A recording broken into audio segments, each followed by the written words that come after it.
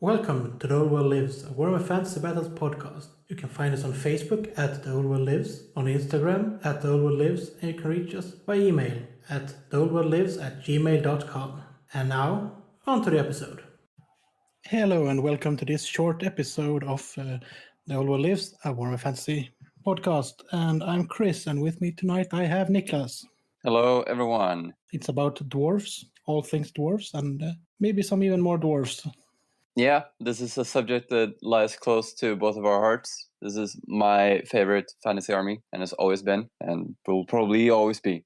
Yeah, they got great backstory, they got great miniatures, and a really fun playstyle if you prefer not moving rapidly. Yeah, I think we'll get to how you can use them and not have them be the boring stereotype they can often be seen as.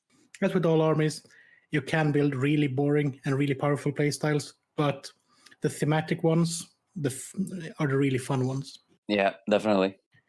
So, should we start off with Niklas? What have you been doing in the hobby lately? I have actually been painting some dwarves. I got my big army that I'm building up once again. So a bunch of my old models and some new ones that I'm building up. My goal is to have like a 2,000 point list in order for an event in November here in England. Oh, which event is that? Oh, it's called... I can't really remember what it's called, but it's by the Back to the Future Hammer guys. It's a fantasy podcast here in England, for those that haven't listened to it. So they're organizing an event up in Bedford, I think. Oh, that sounds nice. Yeah, it's going to be great. 2,000 points. Only really played lower points levels. It's going to be interesting to see. Interesting to slay some dragons. Yeah, you can finally get a lord in there. Yeah, I don't think I will have a lord actually with the dwarves, because they don't really have any like crazy things you can take. Yeah, you can take the anvil, but I don't think I will. It's only if you take like the Thorgrim, you can spend about half the points of your army in one unit. Yeah, literally. Yeah, I think I'll. Yeah, it's a very big egg in a big basket. On a really nice throne or palanquin or whatever you want to call it. A really nice basket. Yeah. No, I think I'll just focus on lots of small units. But yeah, it'll be a lot of fun. It's going to be a lot of fun to play in dwarves. I haven't played with them actually, so it's going to be a hard learning curve. Should try to get some practice games in before that, probably. Yeah, definitely. Other than that, I'm also finishing up some Kislev stuff. I've got the end in sight. Just a few more guys to paint up, and then I will have 3,000 points painted, and then that's it. Then I can start focusing on other armies. It's quite impressive to have a 3,000 points armies of Kislev. Yeah, I haven't really bought anything more for them. I just had that with the first purchase I made of that army. Yeah, well, Katarina herself is like 450 points or something. 495. So yeah, she's a big chunk of points. Yeah, that helps bulking out those numbers. Yeah, I got some Ungol horse archers to paint up. I'm finally gonna put back the banner guys. I painted up like a banner guy for the horse archers, and then I realized that maybe that's not the best idea for small light horse units. So I snapped them off, put them to the side. Yeah. And now I'm finally gonna reattach them. Yeah, but it's only if they're beaten and overrun in close combat you lose that sweet banner points. So. Yeah, and I usually like when I play 1,000 or 1,500 points, probably not gonna have like a big unit of horse archers to run into close combat. But at 3,000 points, it's like you can afford to use thematic units. You don't have to think too much of how effective they're gonna be. And you can never really disregard that late game charge in the side if you need it by a light horse unit either. Yeah, I think it will work fine. It's gonna be a lot of fun. You just gotta find an opponent to play 3,000 points later, though. Well, that's a problem entirely in its own bracket, I think. Yeah. But there must be someone that has 3,000 points lying around. Yeah, just gotta get these London people to paint up big armies. So what have you been up to, Chris? Well, I've been. I'd like if I say that I haven't been playing a WoW Classic. Yeah. That's eaten up quite a lot of time. But I've also built 2 dragons, complete with dragon riders, that are the old Malekith dragon, the Seraphon, and the old 4th or 5th edition Wood Elf, I think the 5th edition dragon, Wood Elf Forest Dragon. And I've Awesome. made new riders for and everything, and those are in the line to be painted. They are probably going to represent the drakes for the Dragon Princess in a War of the Beard War of Vengeance list. If I ever play that campaign with someone, hint, hint. Yeah, that's so awesome. I really enjoyed watching you build those dragons. Yeah, and I figured I have the dragons. Why not just use them for something? Because then I can use my Carmine dragon or something even bigger if I ever get it, just for the Lord. Because then it would look different on the battlefield because they are smaller. Yeah, it's so good. That's what I thought of, like when I saw that unit. Like, oh yeah, it'd be so cool to have a lord like flanked by 2 of these guys. It'd be so perfect. Now you're doing it. Dream come true, Chris. Yeah, it really is. And the funny thing is, I probably owned this forest dragon.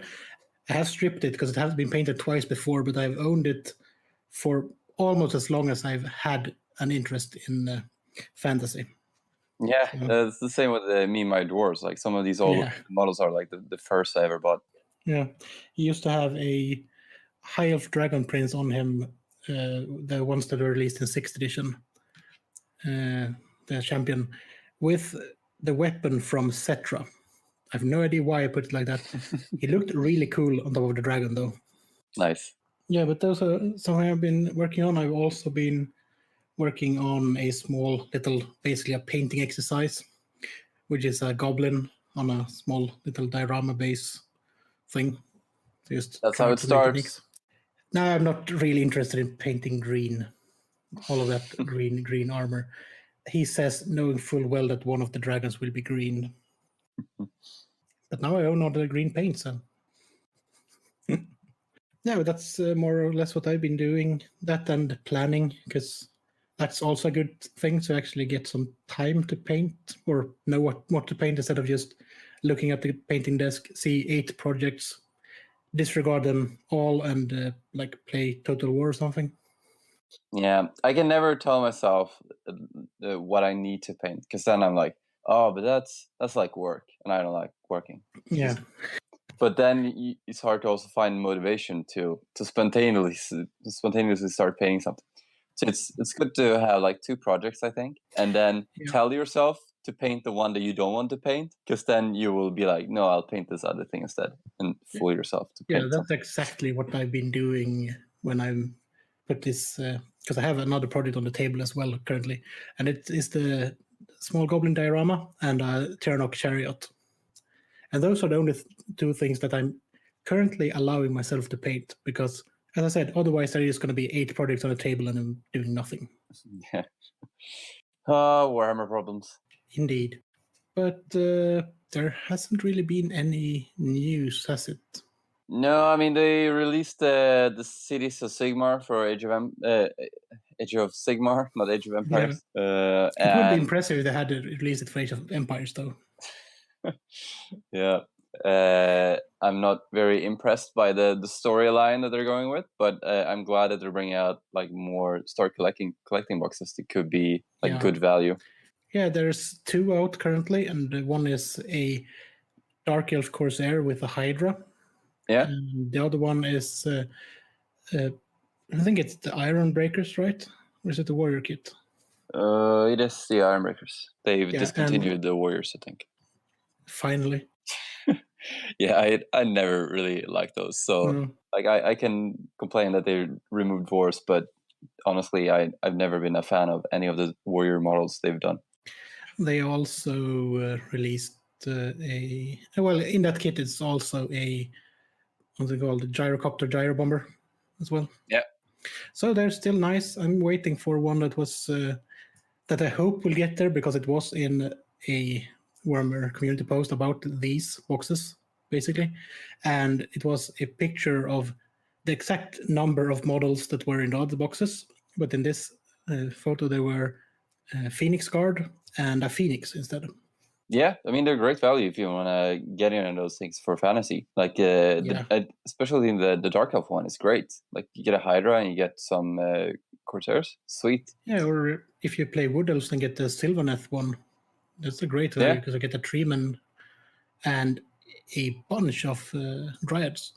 Yeah, I'm not as excited about the Dwarf one because you can't really have that many Gyrocopters. The Ironbreakers are great models, but then you get 2 characters as well. So you're going to get a lot of doubles of characters if you get that thing. Yeah. Another thing that's been released that might be of interest to some when it comes to like characters or special models just to get some variety in your units. That is the latest Warcry releases and the Warhammer Age of Sigmar Underworld Beastgrave, whatever it's called. Because I couldn't choose a shorter title for them, so they have to have like 18 different subtitles. Is Beastgrave the one with Beastmen? Yeah, the Beastmen, and there's some great Wood Elves, or whatever you call them this. But they're basically Wood Elves that can be some of the Altar Kinders, I think, that are changed or halfway between an elf or some forest spirit. There's even a Centaur. Right. And then there are some new ghouls as well. Yeah, I like the ghouls. They're great models. And you keep coming out with these small warbands that have like a few models they can definitely use. So I'm not mad at that. That's you probably shouldn't get the warbands if you want them for an entire army because they're about 200 kroners plus if you go with the Swedish currency, so 20 euros plus for a warband for like 5+ models. Yeah. Or 4 models in some cases. I think this Stormcast are 3, but whoever plays Stormcast, whoever would want that in a proper army, so to speak. Yeah, it's great. You get some extra models like those ghouls. You can stick those ghouls. Either make them like a Strigoi vampire, make one of them a Strigoi, and then you chuck the other ones in some units of ghouls just to mix them up a bit, have some character. Yeah, the same with the Beastmen and the Wood Elves. I think they would make great alternate characters or something if you want to fully theme it for some niche theme. Yeah. Oh, and I also noticed right now that they are going to put up at least the Lizardman Croxigore for Blood Bowl, the old one, on Made to Order. So probably going to get some more stuff on Made to Order soon. All right. It's always nice to see stuff made to order, whatever it is, because a lot of the old stuff is just good looking.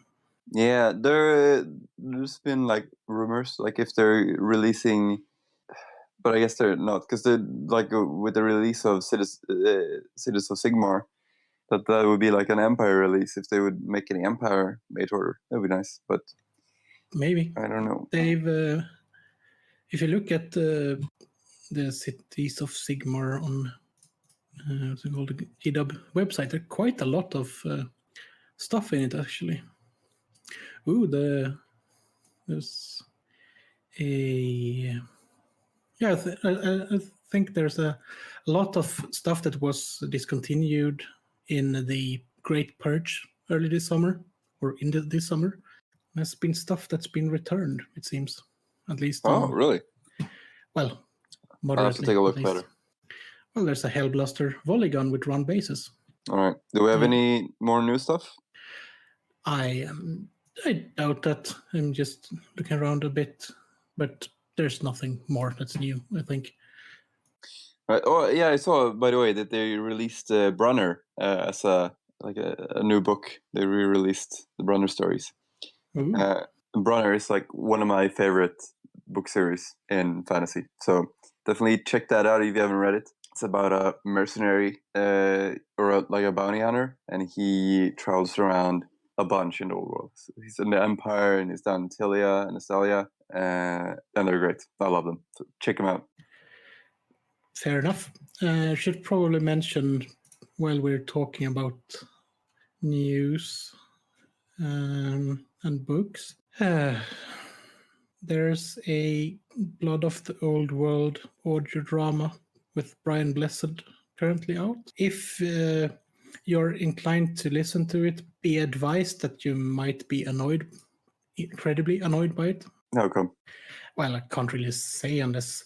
Well, I'm just gonna say it. Spoiler: if you don't want to hear this, skip forward. For Gotrek might destroy the realm gate to the old world. That's about it. All right. Well, that's all Bubble Hammer. Yeah, but technically, the old world still existed in that in the Age of Sigmar universe. It's just that the realm gate gets destroyed. So we'll see what happens. Yeah, maybe it's a good thing that he wouldn't let all the bullshit just flow out into the world. That's not the worst part. The worst part is that you basically hear the last will and testament of Felix at the same time, and then Gotrek basically said, "Well, if Felix is worthy, he's going to be here anyway," and then he just chops the gate to bits. All right, that's enough. Enough Age of Sigmar talk. Where to start? About starting at the beginning. As we all probably know that played this game for a while, and probably everyone that's read some of the lore, is that the world was technically terraformed by the old ones. So that's going way, way back. And the first races the sentient races were created by the old ones. This includes the dwarves. Yeah. I just want to talk a bit also about like dwarves in general fantasy, like where they come from. Yeah. So they've been around in Norse mythology since since a long time, and in Norse mythology they're like underground beings that are very good at crafting things. But I don't know, like if they were so outlined as being short guys with hair. I think they've taken many shapes in Norse mythology. Yeah, I think they were described as other than humans, but they were a bit different. And yeah, I think the living underground kind of fits with being shorter and stockier just because of that. Yeah, and also in Tolkien's universe, I think that's like the most classic fantasy dwarfs. That's where they were really created. So like in Tolkien's universe, that's where the standard dwarf was created, I think. And then they just kind of took most of those ideas over to fantasy and changed them around a bit just to fit the background here and have them have their own gods instead of Valar. And also, I think the biggest difference between dwarves in fantasy and Tolkien's universe is gunpowder and steam. Yeah. And also more magic, actually, just like rune-crafted weapons and stuff like that. But do go on, Chris, and tell us their origin. Where are the dwarves from? Well, they were created they were really primitive in the beginning. They basically lived in caves and ate mud. But they were created in the border of basically, because this is, I just want to mention it, this has been correlated from several sources and tried to make somewhat of a sense of it all. But it was either in the northern Southlands or the southern parts of the world, so it's mountains, where they were created and lived as really primitive beings. Probably like we once did, basically. Cave dwarves. Yeah. And gradually they evolved, they learned new crafts, they learned how to, make weapons and tools out of flint and stone and wood. And this is probably where the ancestor gods come in.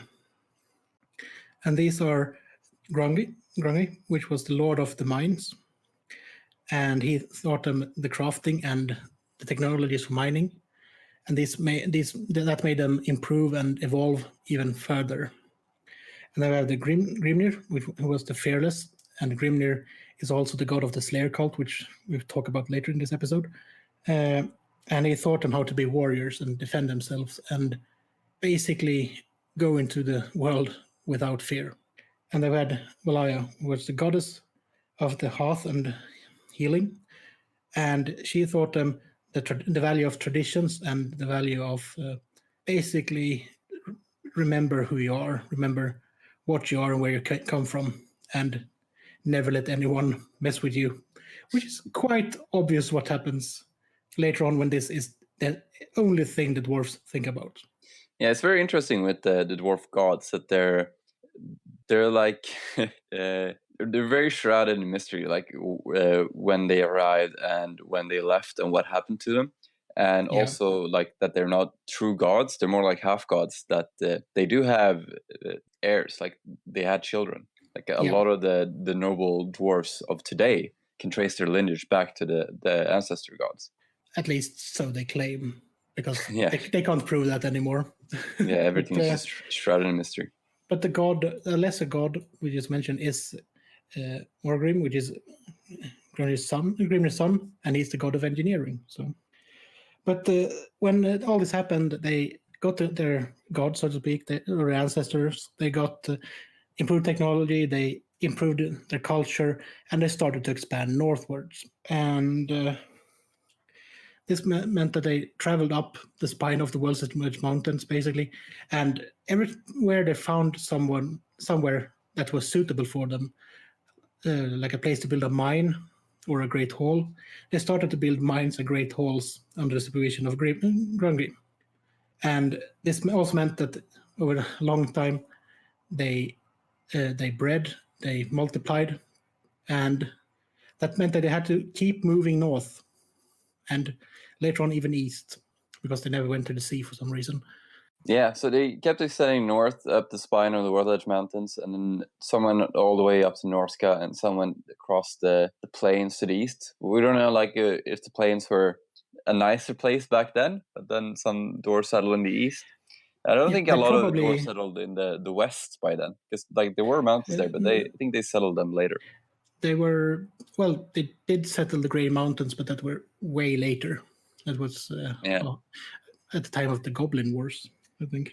The oldest holes are in the Karasakarak was settled at this point.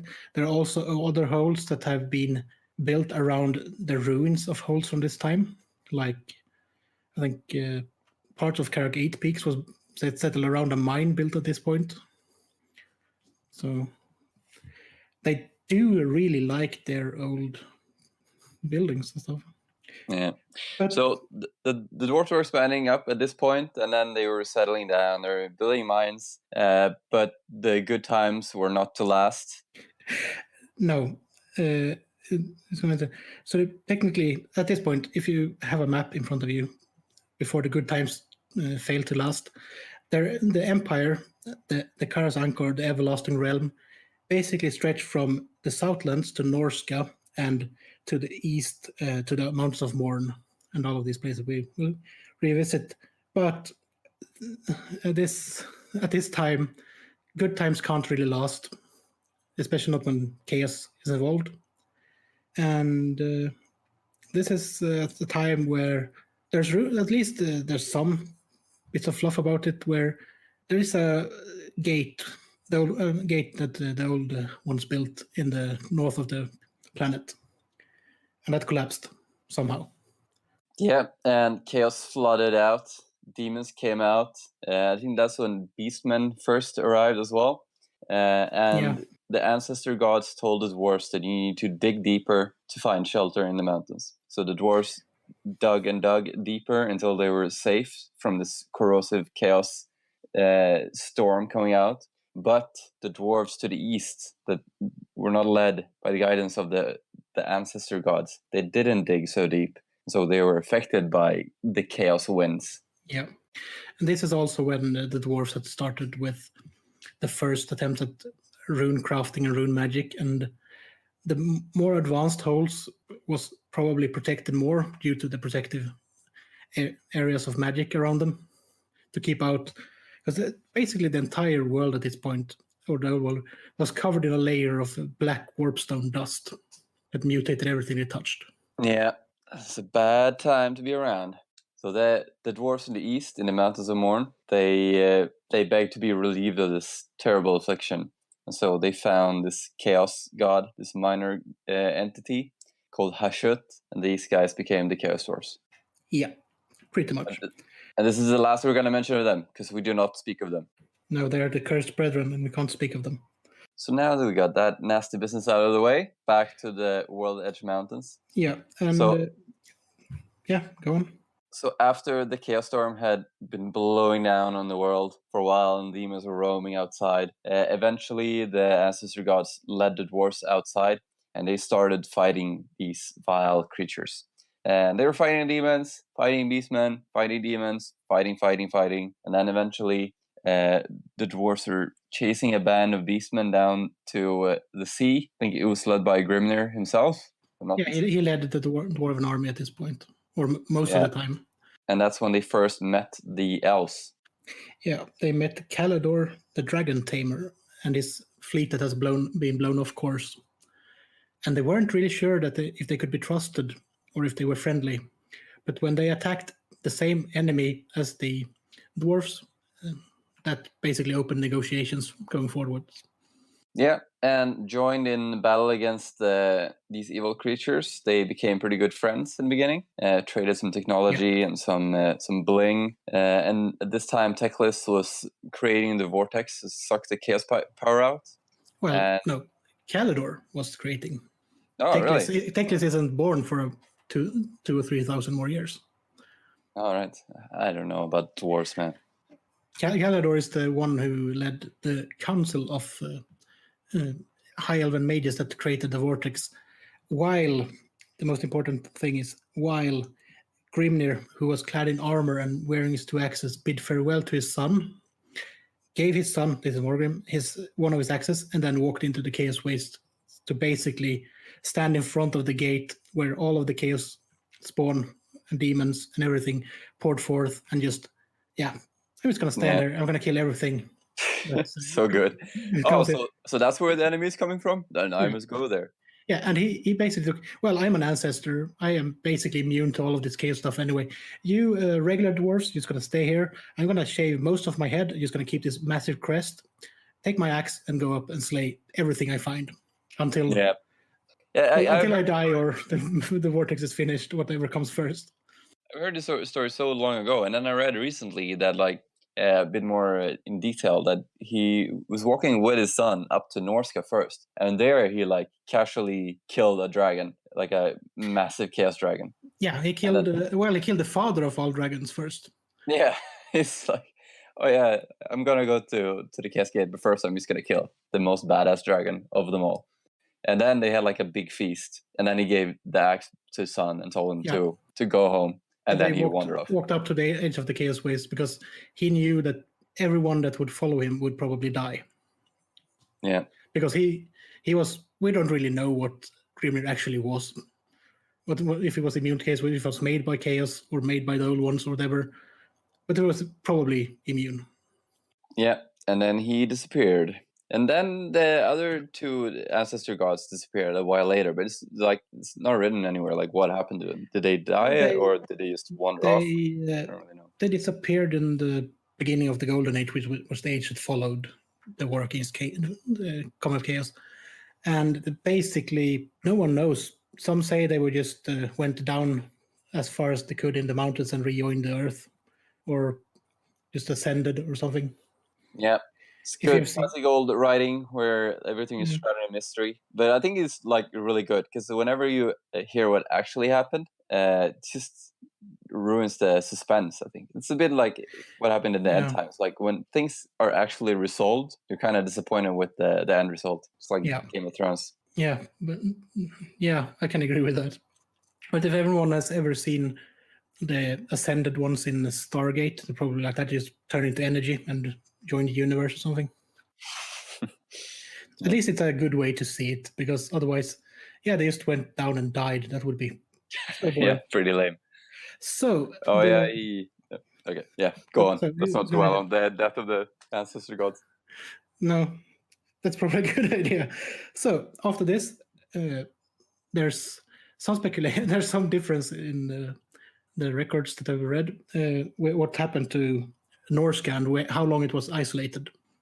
Because some say Norska was isolated right after the war against Chaos, because it was technically part of the Chaos Waste at that point. And there are several holes in Norska.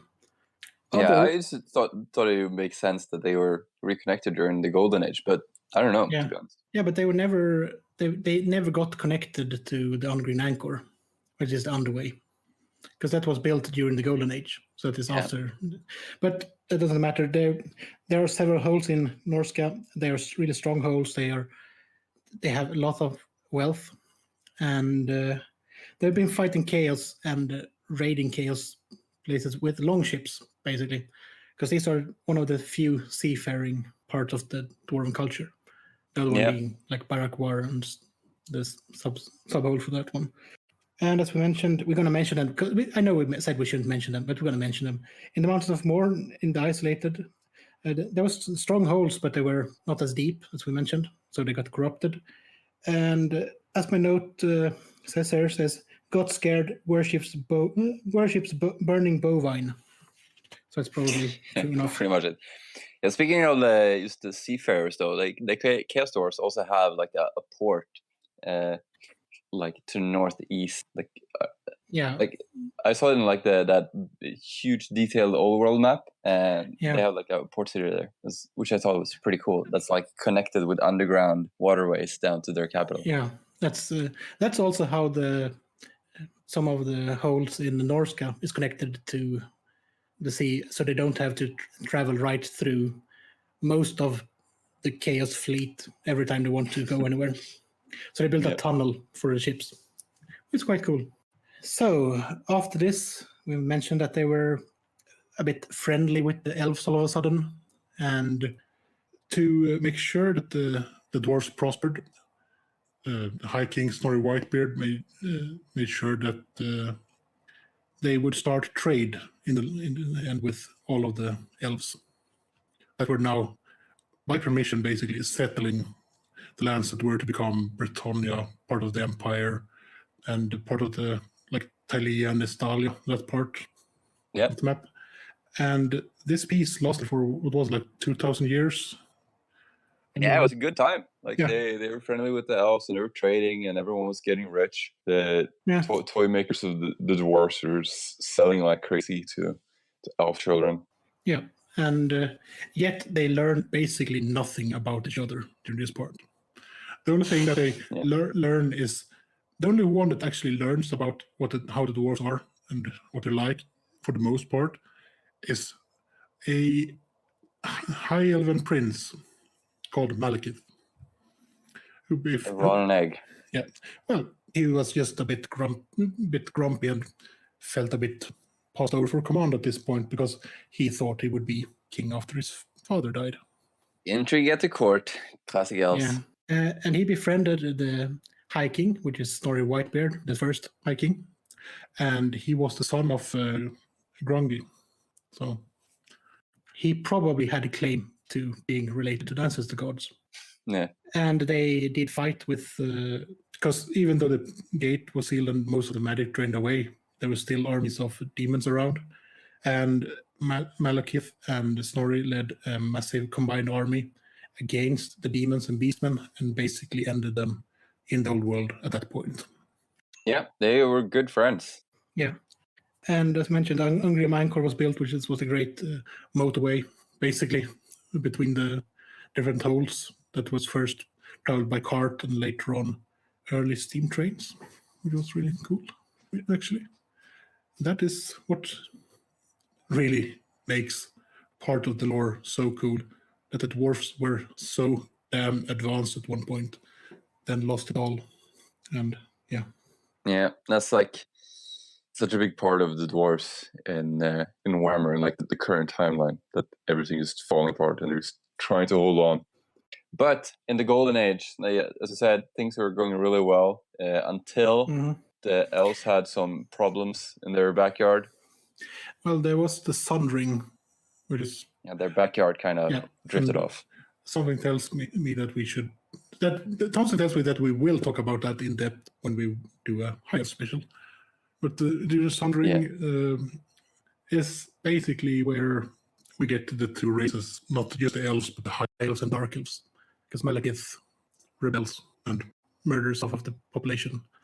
Yeah, and then they're fighting, and the dwarves kind of know that this is going on, but they don't really care about the elves, to be honest. And then I think there can be debated how much they actually know. They know that there's some turmoil. They don't really know that there are more than one kind of elf after this, which is painfully obvious when the next era after the Golden Age, the massive, wealthy Golden Age, where everything is perfect for a long time.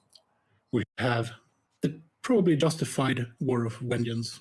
Yeah, or War of the Beard, known to most people, but to the dwarves, it's known as the War of Vengeance. Well, they won the war, so they should probably be the ones who named it. Yeah. But yeah, it's just the elves they got trade posts everywhere, so they just release their shitty history books to all the humans, and then they learn it as War of the Beard, probably. Yeah. Well, I should mention the reason it's called the War of the Beard is because the High Elf King at this point, Caledor II, which is the son of Caledor the Conqueror, not Caledor the Dragon Tamer, which was a much earlier king. Caledor the Conqueror was the one who defeated Malekith in the Sundering. But Caledor II was a massive dick, basically. And felt like I don't need to learn about these small, hairy, stinking, underground living things. I'm just going to insult them in the most incredible way ever. And, well, it probably cost several hundreds of thousands of elves and dwarf lives in the end. Yay! Yeah, we're definitely gonna do like a War of Vengeance special and talk more in depth about this. Yeah. But in short, it was instigated by the Dark Elves to get the High Elves and Dwarves fighting, so that the Dark Elves would have an advantage in their war against the High Elves. There's a lot of intrigue going on, and then it led to war. It helps when your enemy is busy with an even more powerful enemy than yourself. Yeah, just try and backstab them. Classic elves. So then the dwarves and the high elves were fighting for hundreds of years, right? Like, wasn't it like 200 years or something like that? It was closer to 400 years, I think. It's crazy. Yeah, this is crazy when you look at the battles and like, oh, during the 14th siege of Tor Alessi, and this happened. Wasn't it like 27 sieges or something? Yeah, it's crazy. Really good book series as well. The War of the Beard or War of Vengeance. What's the book series called? The War of Vengeance is what the omnibus is called. There we go. The history is written by the victors. Yeah, and if you want to know why they're the victors, stay tuned for there will be a special from us in the future, or just read up on it yourself, because that is something that's worth talking about and discussing. Yeah, it's one of my favorite eras of Warhammer, for sure. Yeah, and it's in Warhammer Chronicles War of Vengeance omnibus currently available from Black Library. So that's nice to be re-released. Yeah. So we had the Golden Age, and then they started fighting with the elves, and they were still doing pretty good. And then right after, they were also they were doing pretty good, but they lost like a third or half of the population. Yeah, that's the price you got to pay for vengeance, man. So after this, after they've been fighting with them, and they concluded the war, and like 50 years afterwards, shit went down. Shit went wrong. Started going wrong everywhere, and the Goblin War started. Well, that started with something even more interesting before that. It was a small little experiment by other creatures living underground. Because a Skaven had a large machine under Skaven Blight. They wanted to basically harness magic with it. But it exploded and caused an earthquake that basically shattered most of the underway for the dwarves and opened up holes from both below and above. Yeah, it ruined a lot of the dwarves' holds, like lower levels, and the dwarves were not really expecting to be overrun from below. A lot of the holds were not really well protected down there. Like they were more intent on like defending from above ground. So a lot of holds got taken over really fast in the beginning of the Goblin Wars. All of a sudden, the mines and everything that was, as I said, protected at the bottom of the holes, they were just full with Skaven and with goblins that just were opportunistic. It wasn't it? I think the Kark Ungor that was assaulted by Skaven from below and orcs from above, or something like that. Yeah, Kark Ungor was the first hold to be lost, I think. Yeah, it was, and after that, Kark Varn fell, which was basically the most. I could almost equate it to Moria when it comes to wealth of metal. If you want to go for a parallel in a different setting. So it was massively rich in Gromril. Yeah, so the dwarves have been enjoying a relative time of peace, and then you had the war vengeance, but that was still like they were fighting outside of their holds most of the time. Yeah.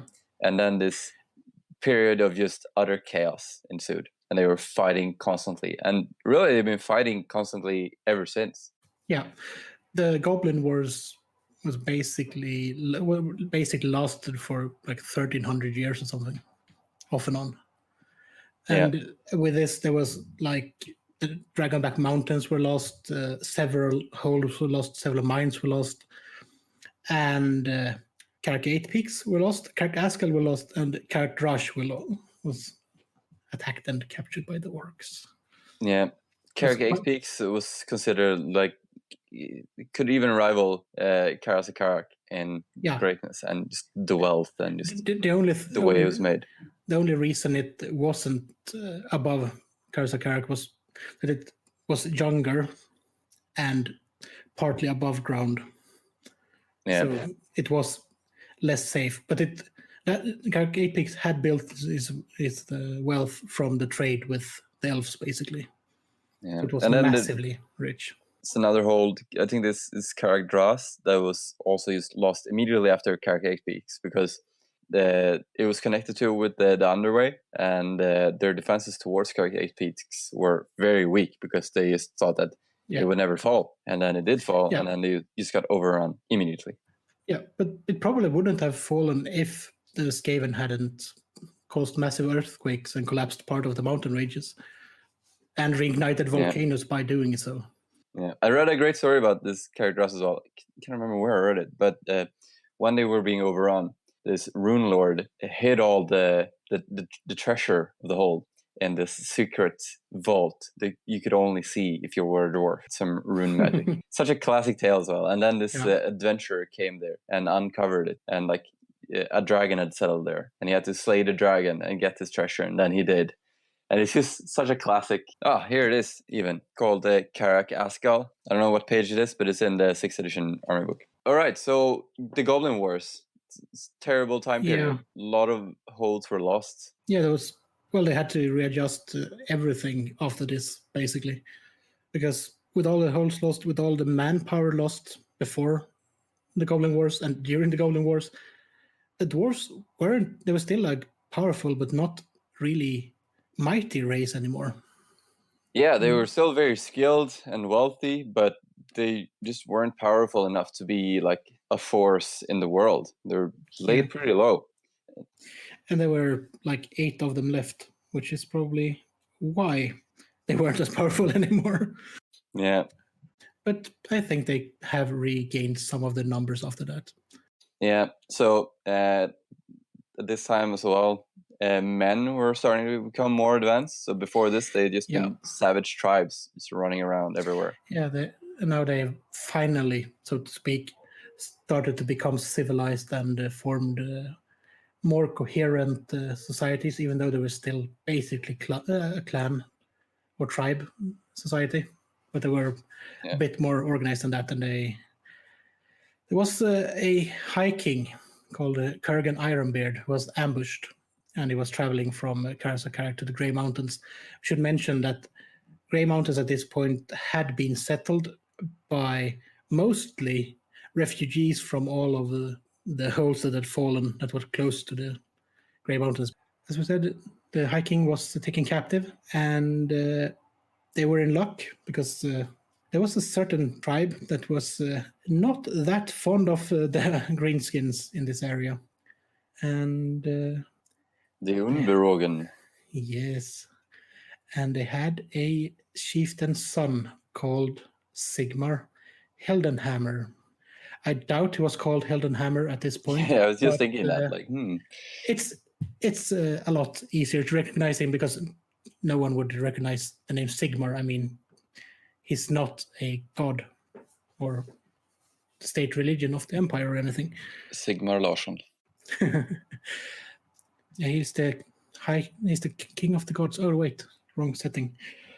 But he saves the High King, and as an act of that's basically never happened since, or up until that point, or since, the High King gives him the hammer Galmaras, the Splitter of Skulls, which was an ancient and powerful weapon even by dwarf standards. Yeah, a mighty gift. Yeah. And after this, they formed an alliance, a very, very strong alliance, and they started beating the Greenskin back. And even to this day, the cult of Sigmar, like one of their primary tenets is to aid a dwarf whenever a dwarf needs help. Yeah, and at this point, well, they did solidify a bit of cooperation because the dwarves had built a wall across Blackfire Pass and held it until basically Sigmar had yelled and beaten all of the other tribe leaders to follow him into defeating the Greenskins at that pass. And they really did. It took about 1,000 years for the Greenskins to actually recover. Yeah. That's how badly they were beaten by an alliance of dwarves and men. And the leaders of these tribes were later pretty much the first of the elector counts, because they were the ones that got the rune fangs from the dwarves. Yeah. Yeah, and since then they've pretty much kept the Greenskins out of Blackfire Pass. Because they're mostly in the Badlands, or like south of it, and the Blackfire Pass is like the only big opening into the Empire. Yeah. So they plugged the gap and could start building their empire. Well, they missed one that rampaged through it and laid waste to the southern part of the Empire, but that's not the story for this retelling, I think.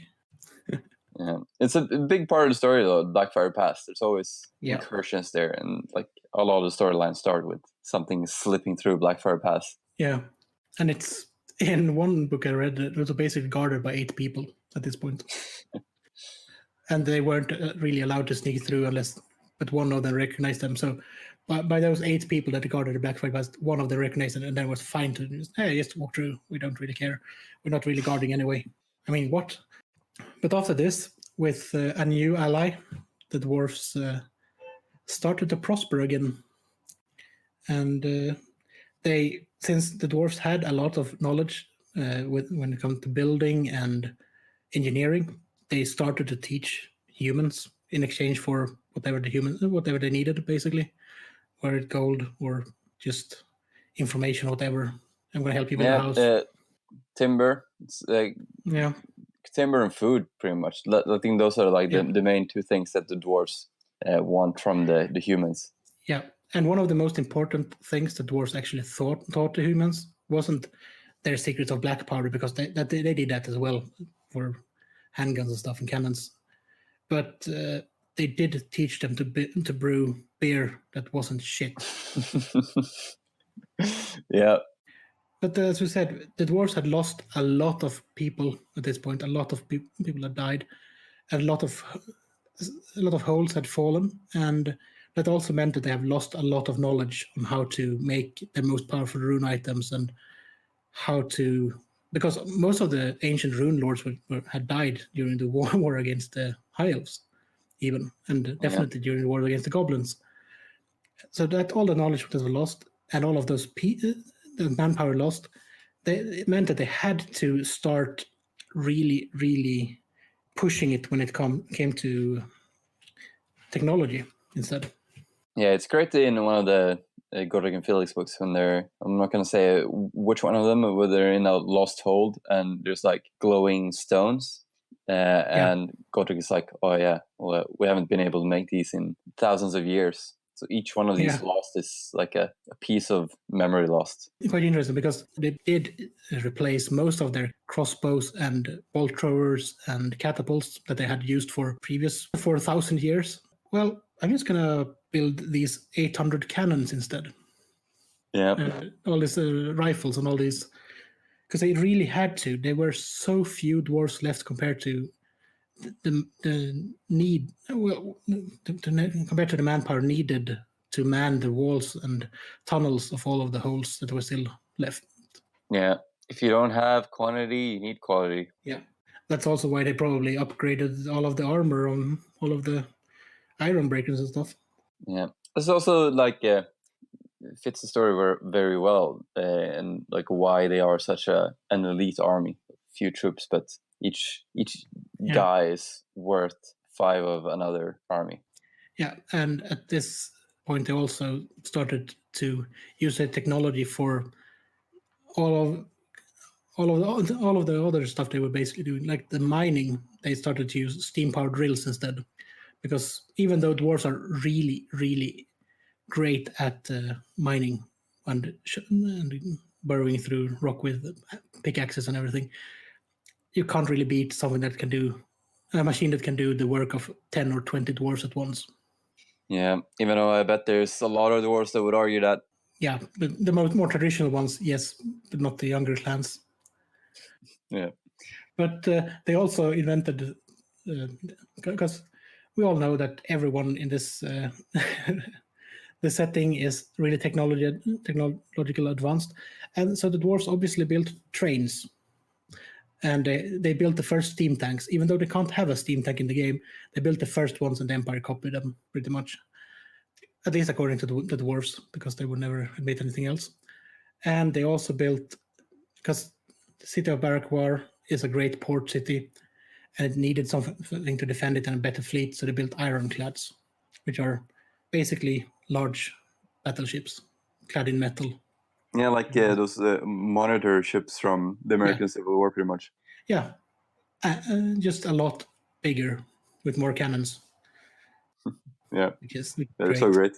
There are even some of them that are large enough to actually have some gyrocopters on them. That's quite far from the state they were in before, when they said, yeah, the technology is fine, but we're going to just continue making all of these runes instead. So all of a sudden, Steve powered everything just because we can't really make runes anymore. Yeah, and the thing is, like a lot of dwarves are still traditional, and especially I would say in the engineering guild. So there are like a lot of crazy inventions, but I think a lot of them won't see widespread use. Like they were pretty. It took them quite a while to accept the organ gun and the gyrocopter. There's a lot of dwarves that still don't like the idea of a gyrocopter. They believe that a dwarf's feet should be firmly planted on the ground. And this is from the people that just to go back a bit, during the War of Vengeance, technically built battleship Zeppelins. So yeah, but that was needed. The organ gun isn't needed. That's just fancy. Yeah. I really like the dwarves in the setting now, like the current timeline, that they are pretty like a tragic race. There's not a lot left of them, and they're just bitterly holding out, trying to survive and trying to claw back some of their old glory. But they are very much depleted, and there's like a story of like a massive gate that has like small gates inside of them that gets used from time to time, but are most often closed. And if they have any visitors, any humans, they most of the time won't let them in. And like the main gate hasn't been open in 100 years because they just never march out anymore.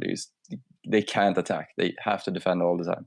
Yeah, but that's almost how it is, because during the war, Storm of Chaos, the fleet of Barakwar sailed up to aid the Empire against all the Norse pirates. That meant I think it was a goblin and orc fleet that started to besiege the city, and they didn't have the manpower to actually repel it anymore. Yeah, they are very like scarce. Yeah, they're still a lot more powerful body to body than a human, though. Yeah. And just in recent history, like the dwarves were very like downtrodden. But until the Great War of Chaos, so not our Chaos War, but the big Chaos incursion before that, 200 years before that, the dwarves are still holding out in Norska. A lot of the holds are still there. And what's I keep forgetting the name of the hold. The main one is Krakadrak, isn't it? Yeah, and then the one that Gotrek and Felix visits. That's Karagdoom. That one was lost into the Chaos Wastes during the expansion of Chaos that we're talking about during the Magnus the Pious time. because that one was lost. And but for them, it's only taken, I think, 20 years, but it relatively taken 200 years for everyone else. Yeah, it's crazy. And like those holds were still holding out for a very, very long time, and then they were only lost pretty recently. Yeah, and Crocodrak still stands, I think, because I don't know. I've read different things. I think read somewhere that they were lost during Archaon's war. Oh, that might be true, actually. No, it was destroyed because obviously I had to check it because we need to be somewhat accurate, don't we? Crocodrak was completely destroyed during the War in the Mountains, which was 2302 to 2390, by the Chaos Hordes under Valmir Aisling. Yep. There you go. It's a damn shame. There used to be 16,000 dwarves living there. Yeah, that's not a lot. No, but what do you call it? The holes were still quite impressive that they actually built and maintained holes in the in Norska, surrounded by chaos for so long. Yeah. All right, I think that's most of the background, right? Should we talk some well, we should just gonna, because I know that since we actually have recorded the next part of the episode already, he's going to spoil that for people. We do go through some of the characters in that. Oh yeah, that's true. But we could mention something that's been happening. That's the most recent in the lore, which is Thorgrim Grudgebearer, who became king because he did visit the Norska dwarves where they still lived. And depending on which source we actually read, Crocodrak is actually still standing. So. Yeah, that's the thing. Like, it's very... And it's got another king. Oh, well, it might be resettled, you never know. Yeah. They're dwarves, Thorgrim went up there and re-established contact with the Norscan dwarves. And they did also go through to several old holes that had fallen, and bring back relics to the... Yeah, and then he brought the relics and the Norscan dwarves down to the proceedings to see who would be named the new king. And he just burst through the hall with his Norscan dwarf followers and all these ancient axes. And he showed them to the rune lords and made them cry because they had only heard about these weapons in legend. Yeah, and he also, because there was a challenge set by the old High King, who basically lived out of spite and an annoyance, and just wanted to see his successor properly tested and invested, because he died right after Thorgrim was made king. But there were two other, or at least one other contestant that was probably worthy of being High King, and that was Ungrim Ironfist of Cadrin. But what Thorgrim had done was so much better than what he had done, because he had brought lost dwarves back. He had found several important pieces of whatever, because you never know with dwarves, anything might be important. Relics. Yeah, that's just my inner elf talking, I think. Stupid dwarves. Well, but he was selected to become High King, and basically what his motto was after this is, all of the grudges in the Great Book of Grudges will be avenged. That is aim with his rule. Yeah, it's pretty hard promise to keep. Yeah, but it's a good goal.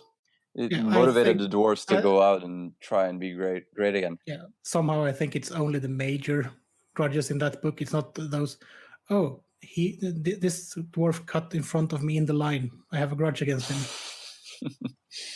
Or this soup was a bit cold when I got it, I have a grudge against this establishment. Because I don't really think those are the grudges he's meant to avenge. But he also started with what is Belagor Iron Fist? What is it called? Because they started to reconquer Carrick 8 Peaks after this as well. Yeah. All right. So now that we've gone through most of the history, I would say. Should we talk just about like dwarves as characters? Like what makes dwarves a dwarf? Yeah, I think is there one thing here that I've noted, just because it's right toward him. I noticed the rule of just an organization. Because we got the High King, which is a king that is more or less elected, because he controls everything, but he can't really control anything without the consent of the kings. Because if they can still say no. Yeah. Which happened, or do whatever they want, even though the High King is the one supposed to be the ruler. He's the wisest, usually. So got the High King, and below that we got the King. Which King is a leader of a hold, basically, or a city. Then we got a Thane, which is the lower ranks of nobles, which can be everything from like sons to or distant relatives to kings, or leaders of clans as well, right? Yeah, clan leaders, leaders of mine settlements and stuff like that aren't important enough to be a king. Basically, that's not a hold; it's just a mine. But some of the mines are cities to themselves, basically. Yeah, like this entire hierarchy is like from the bottom up. That the Thane is elected by the clan, and they only rule like by their wish, and then it goes up like that. So the kings only rule by the Thane's will, and the High King only rules by the king's will. And then we have a council of elders, which is basically the advisors to all of the kings, because these dwarves have lived for 400 years plus. You should probably listen to them. They know most. They've seen it all. They know most of the things. They know all the trade secrets. And goblins were way bigger in their day. Yeah, and ratmen didn't exist. They were just a figment of imagination. But below this, or aside this, the royal or the nobles, there's also an organization that we mentioned, that we have the clans, and these are usually subservient to a thane or a king, depending on how big they are. And the clans are everything from like small settlements to down to like family groups, depending on how many they have left. And then we have the guilds. I mentioned the engineer guild before. We have the warrior guild. We have the smith guild. The rune. I think there's 2 rune guilds, because one of them deals with rune crafting and magic, and the other one deals with history and lore keeping and stuff, and so on and so on. There are several ones. There are one guild that basically deals with sheep farming or mushroom farming, depending on how deep they are. But the guilds and the clans, they do overlap a bit, because some clans are basically wholly within a guild, whereas some individual dwarves might go off to another guild just to try to find a way in life, or if they're really adept at gem cutting, they might join the gem cutter guild instead of their family's sheep shearing guild, because both are necessary skills. But if you're better at one thing, you should probably do that for the betterment of all of the dwarves. Yeah, the clan structure is very important for dwarves, that they're very family orientated. Yeah, so these 2 structures live a bit side by side, but they're also intermingled, and that's probably the best way to say it, because the guilds are powerful and the clans are powerful in their own rights, and that's what makes up the dwarven society, other than the nobles and the priests and stuff like that. Yeah. And just a quick one, there are several types of dwarf that we mentioned. We mentioned the regular imperial dwarf, we mentioned the Norscan dwarf, we mentioned the unmentionable dwarves. There are also a grey dwarf, which is a dwarf from the Grey Mountains, which is one of the youngling clans or refugee clans. And we have well, there are 2 mentions of imperial dwarves. One is the ones that lives in the Dwarven Empire, and one is a dwarf that lives in the Empire. So I'm so glad I don't confuse this for people trying to mention this to others, because imperial dwarves might also be a city dwarf living in like Noln or Altdorf and trading and teaching humans and building stuff for humans. Yeah, they used to have models of those back in like 3rd and 4th edition with like puffy sleeve dwarves. Yeah, they didn't have their own army book in the beginning. They were a part of the Empire book, basically. Yeah. But that's probably enough about that. You wanted to mention something about what makes a dwarf.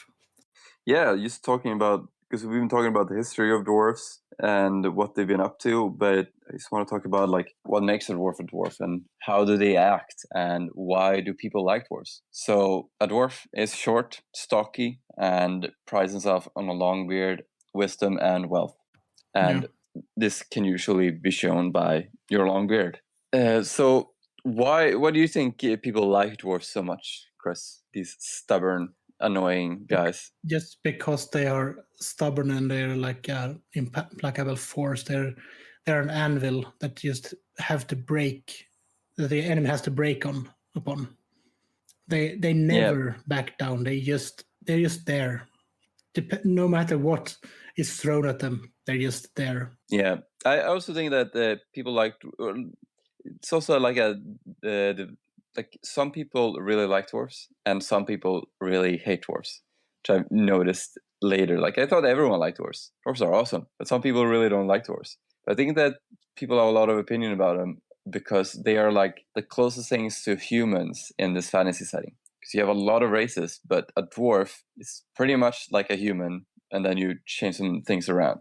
While other races are a lot harder to relate to, like orcs. Dwarf females don't have beards. They have long hair, and they braid their hair in the same way as the male dwarfs braid their beard. What makes a dwarf a dwarf? Yeah, and apart from the obvious difference between a man and there are really no big difference because they're about the same size and about as strong. Yeah. And one thing to be said though for dwarves that they have an extraordinary long lifespan if they manage it. Yeah, and then it's never really said like how long they live, but Yeah, I'd say basically like an 80-year-old dwarf is like that's when they start becoming an adult. oh, they actually, I read up on this, and they do age a bit slower than humans because you basically become a teenager or something like that when you're 25, and then there's a long span up to like, as you said, 80 or 120 in between there where you actually become a grown up. Yeah. So that's yeah, and they can easily become 400 years if they don't get hurt in battle or accidents. Yeah. Like 80, that's when you're starting to become an adult, like in your mid-20s for a human, and then it feels like a dwarf in his prime is like 300 years old. It's like you have a lot of experience, but you're still very vital. 400 plus, you become a living ancestor. Yeah. Or basically an elder, real elder. Yeah, so that's like when you start becoming like a runesmith and rune lords, like you have to be like 400 years old to actually know your stuff. And like I would say like the maximum age is close to like 800 or something, like a really old rune lord. Crag the Grim died when it was, but that's like 1,620 case as well. Yeah, but that's because depending on how strong your will is, don't diminish by age like a human do. Yeah. The older human gets the frailer, and dwarves don't really get diseases unless they're Skaven made. Yeah, I love that in one of the Gortug and Felix books as well. Like there's a play going on, and Felix like, oh, shouldn't you try and be careful and not get infected? And Gortug's like, no, only weak humans get affected by that thing. Dwarves don't get sick. Yeah, that was one of the gifts from Valaya. Yeah. Speaking of more with dwarves, why people like dwarves so much is because dwarves like beer so much. I'd say that it's a great thing about dwarves, and they even made Bugman's Bar at the Games Workshop or Warhammer World. Yeah. So that's like one of the greatest things about dwarves, and everyone knows Bugman. Yeah. There's even been like full campaigns about his brewery in the old world, which is nice. Yeah. And I also think people like dwarves from the aesthetics of them. They look quite. They look like a mix of traditional and fantasy. They're like a traditional real. They look real somehow. Yeah, these look super badass. He's looking at this army book. Like they look like a mix between Vikings and just super ancient warriors. And also they're super stocky, and their armor is magnificent, and all their weapons are master crafted with tiny little details and inscriptions and stuff. They're just badass. They're like the definition of badass. Oh yeah. Oh, I love dwarves so much. And like their background, they're as I said, like they look a bit like Vikings. They have a bit of a Viking vibe, especially with the runes as well. And their gods are a bit Vikingish, and their names are a bit Scandinavian inspired. Yep. And we talked with Thomas Perinen about this actually, like when we were doing the Mornheim episode. I just had to ask him because in this army book they have like the dwarf language, and they have some dwarf words and some dwarf grammar, and it's a mix between like actual grammar and just made up stuff. But it's so good, like such great background to actually show like a really great depth in their background and their character. Yeah, it really do give that little extra to the army that they have invested that much that much energy on something that really don't matter for the game, but it matter for the feel of the army. Somehow I think we could talk about this for forever, basically. Yeah, I definitely could. Just so much good stuff. But I think to keep this episode like to a listenable length, maybe we should cut over to our review of the actual rules for these guys. Arrows are useless against a castle. You can only win by using heavy wall breaching equipment, which is why dwarfs are the superior race in siege warfare. If you are the besieger, you can't hit anything worthwhile at all. If you are inside the castle, you might think arrow fire would be effective from the towers, but which would you prefer to be hit by, a pointy stick or a 30 pounds rock? Burnt lava spear, the dwarven art of war. And welcome back. Now that we've had our little rundown of the fluff, well, maybe we should talk about, well, the rules. Yeah, down to the meat of it. So now we've talked about these indomitable warriors, where they're from, and what they're capable of. But what are they capable of on the battlefield, and how are they represented in the rules? Because, I mean, after all, this is a game, and you want to know how tough these guys are on the stat line. Yeah, and how fast their stubby little legs can carry them across the battlefield. Yeah. So, like, since forever, the dwarves have been in from the beginning of the game. They've always been like a heavy infantry force, really slow, heavily armored, good fighters, as you would expect, pretty much. Yeah, and they have more than one play style, which is really good. But one of the most interesting ones are the ones that were actually moving and not just being static and gunliney. At least for me. Yeah, definitely. I mean, gunline seems to be like the go-to answer when you're thinking of making a dwarf army. Personally, I want to try and make more close combat units. But I think it's kind of hard to find that balance of enough shooting to make your opponent come to you to fight, and too much shooting just to make the game boring. Yeah, and as we alluded to, we're gonna probably mention this now. A dwarf has a movement of 3, which is not the greatest in the game. In fact, it's probably the worst in the game. Yeah.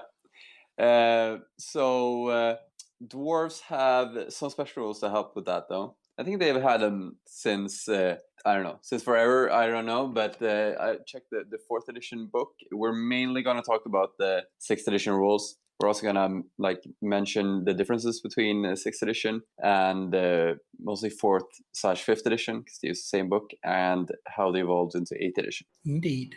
Dwarves, it's pretty easy to talk about them throughout the editions, though, because they haven't changed that much. They pretty much have the same units in all of Warhammer. They added a few versions of units in 8th edition, but they've mostly been the same because they are dwarves. They don't want to change. Yeah, and the conservative, we don't really want to invent anything race. Since everything is perfect as it is, all of a sudden had flamethrowers in the. Yep. I mean, they just appeared, and bigger gyrocopters. But that makes sense because they do have airships, at least one. Yeah, I mean, maybe they had flamethrowers before. Maybe they just weren't mainstream. They probably have all kinds of crazy. They probably have repeater handguns and stuff. Just they're not in the rules because they're not that common.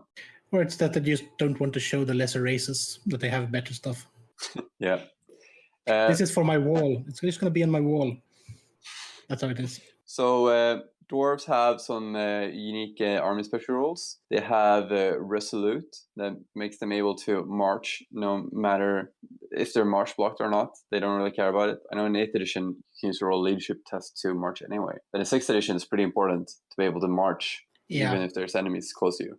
As we said, that the movement of 3 doesn't make for that great of a march anyway. So being able to move when you need to is really good.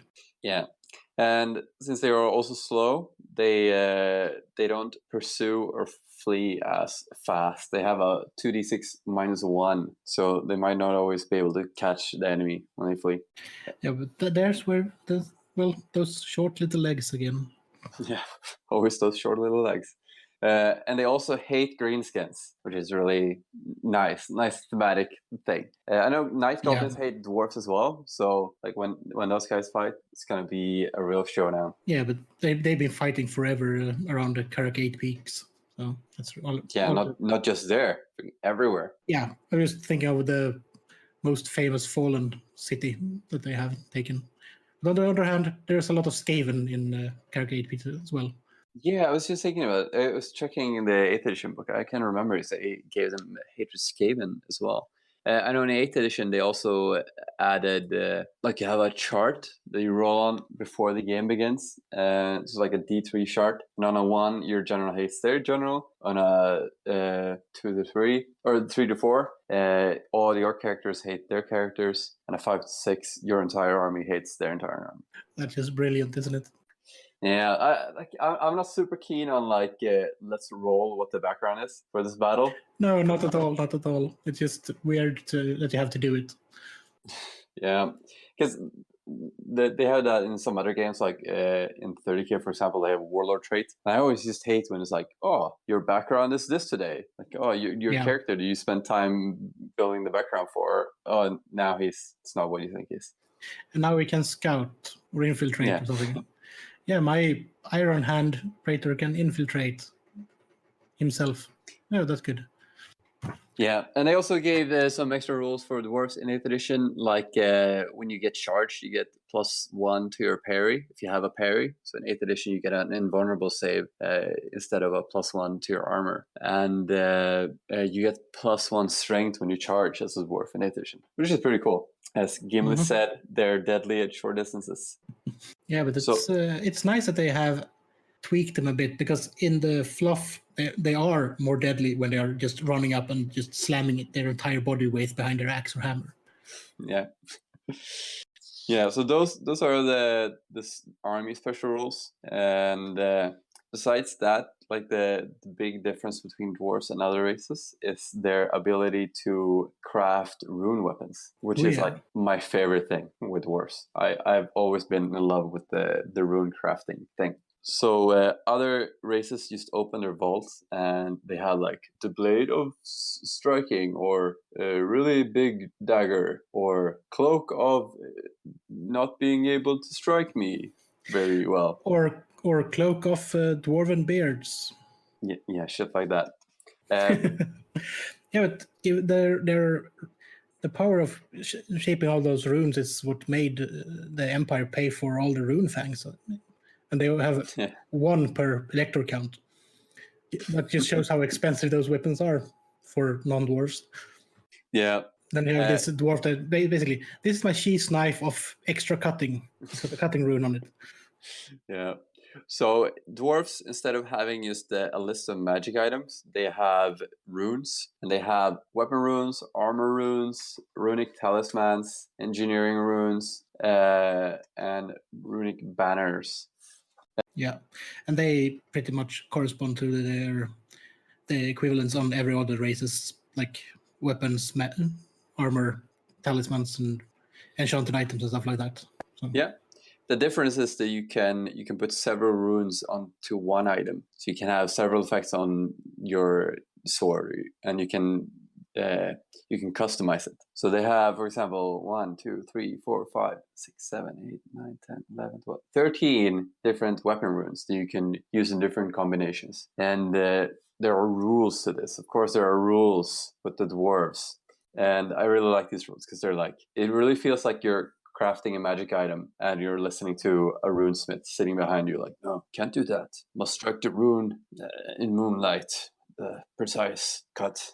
That is pretty much one of the short stories in one of the, I think, the Age of Sundering, whatever it's called, that era book of short stories Black Library released.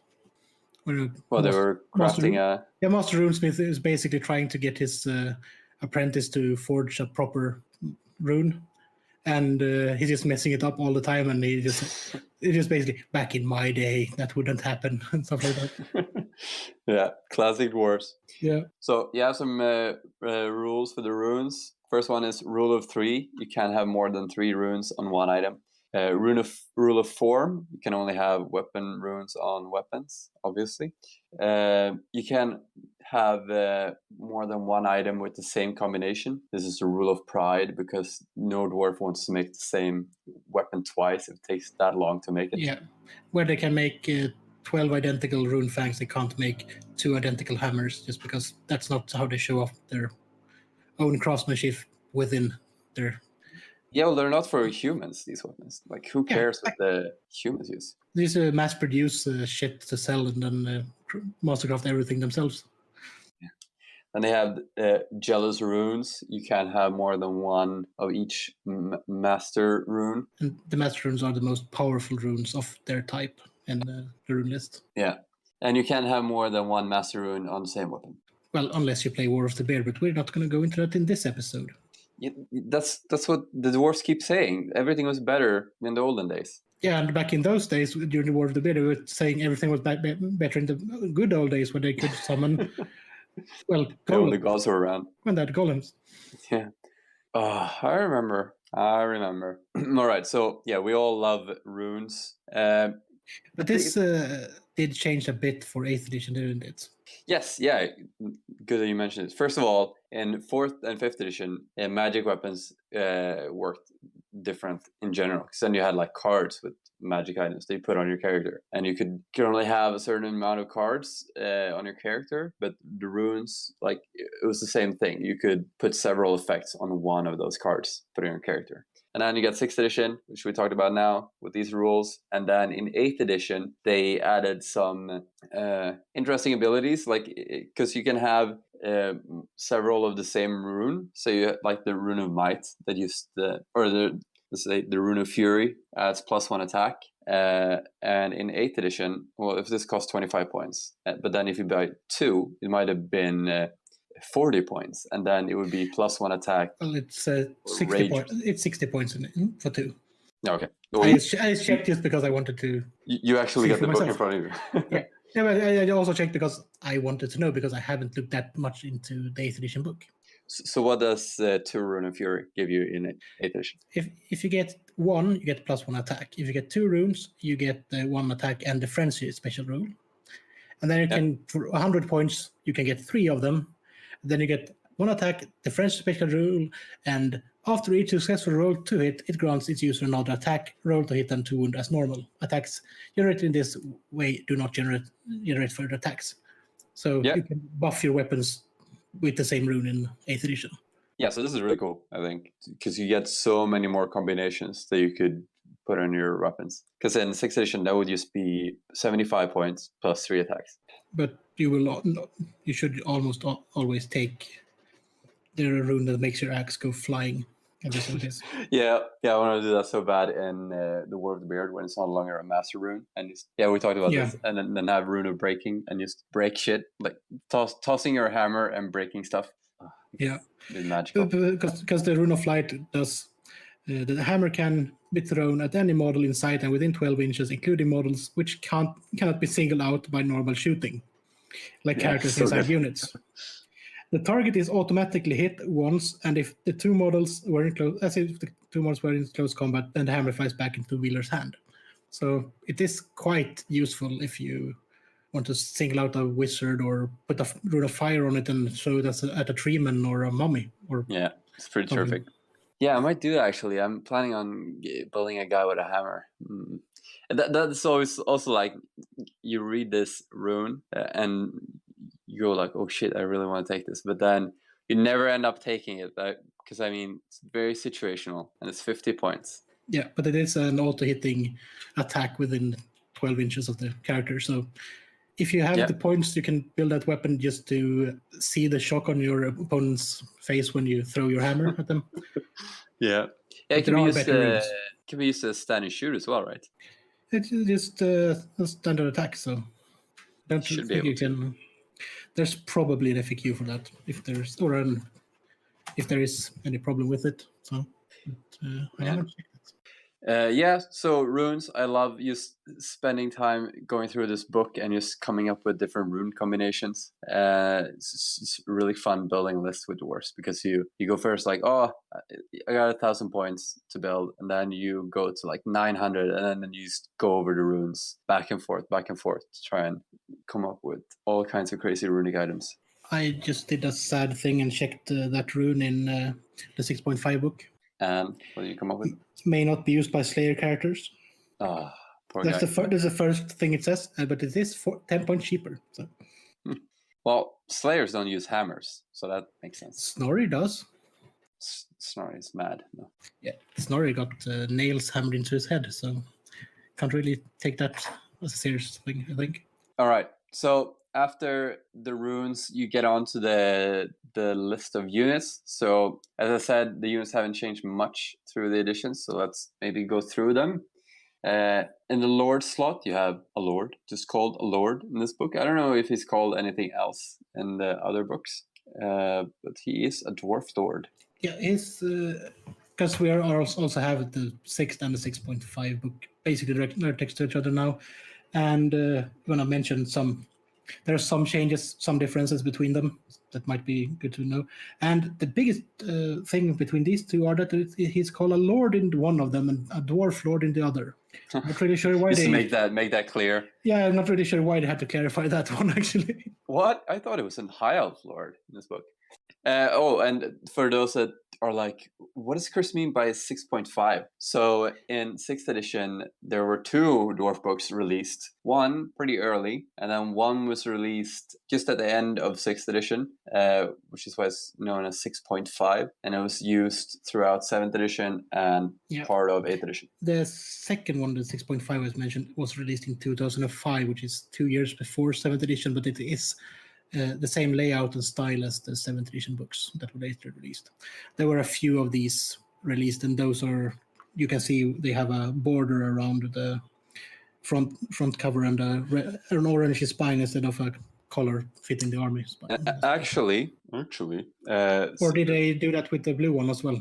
Yes, they reprinted it. So there's one without a border, one with a border. You see, I have the proper one from when it was first released. You know.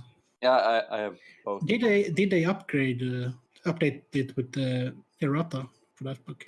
I don't think so. I think I went through both of them. I think there were no changes actually. So it's literally just a reprint with that border.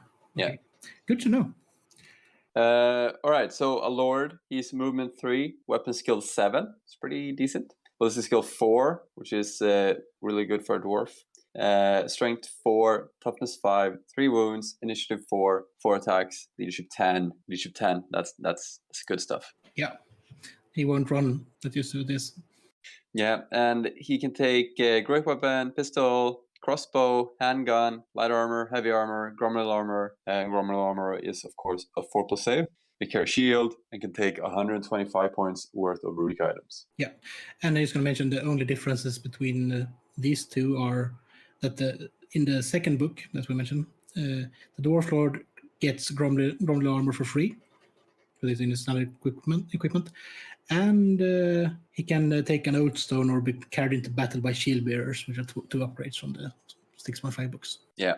I don't know. It's so strange that he doesn't even come with armor. It doesn't even come with light armor. So you can just run like a bare-chested Dwarf Lord. Yeah. Yeah. But that is, you can just get him like a mankini and put runes on it. That's good enough. No, you actually, you have to have like an item to runically inscribe, which is a bit weird as well, because like there's this item, Master Rune Grommeral, that gives you up 1+ armor save no matter what armor you have, but you have to buy this armor first. No, you have to buy the like a light armor to put it on. Yeah. What you use the light armor mankini for. Just put that on. It's a cod piece.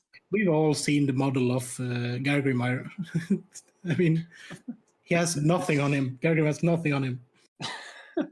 Yeah, the Ned Flanders guy. All right, Yeah. so I don't know, like lords are good fighting characters. I think they're still pretty immovable, so they're pretty easy to avoid. Like if you buff them up really good, then the enemy is still gonna be able to kind of ignore him. But since you can make them really pricey if you put those 125 points of runes on them and then keep them out at maximum and put them in a large unit, it might be almost unbreakable at unit, but it can be really expensive as well. Yeah. Right. So next we have a Rune Lord, top dog. Move 3, weapon skill 6, ballistic skill 4, strength 4, toughness 5, 3 wounds, initiative 3, 2 attacks, leadership 10. So yeah, it's pretty old and slow, not many attacks, but you don't want him to be fighty. You just want him to carry runic talismans to cancel out magic. So Rune Lords and Rune Smiths give you 1 additional dispel dice. I kind of think that a Rune Lord should give you 2, that he should be better than a Rune Smith. But then again, he can take more magic items to cancel. Yeah, and he can take like Rune of Breaking and stuff. Well, the spell breaking rune and stuff like that. Yeah. The one that's the one that basically removes a spell from the game, isn't it? Yeah, it's the Spell Eater rune. And that's not even a master rune, so you can take several of those. Yeah. And you can take a couple of Rune of Luck, reroll those 4+ to remove the spell. Yeah, and he can be kitted out almost the same as the Lord, basically, except for the shooting weapons. Yeah. But what can he also take?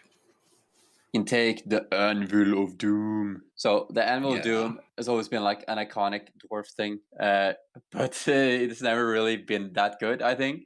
Like people are always like, no, it's not really worth it. Not in 6th, at least. It was fun and situational, but you could spend those points on something better, probably.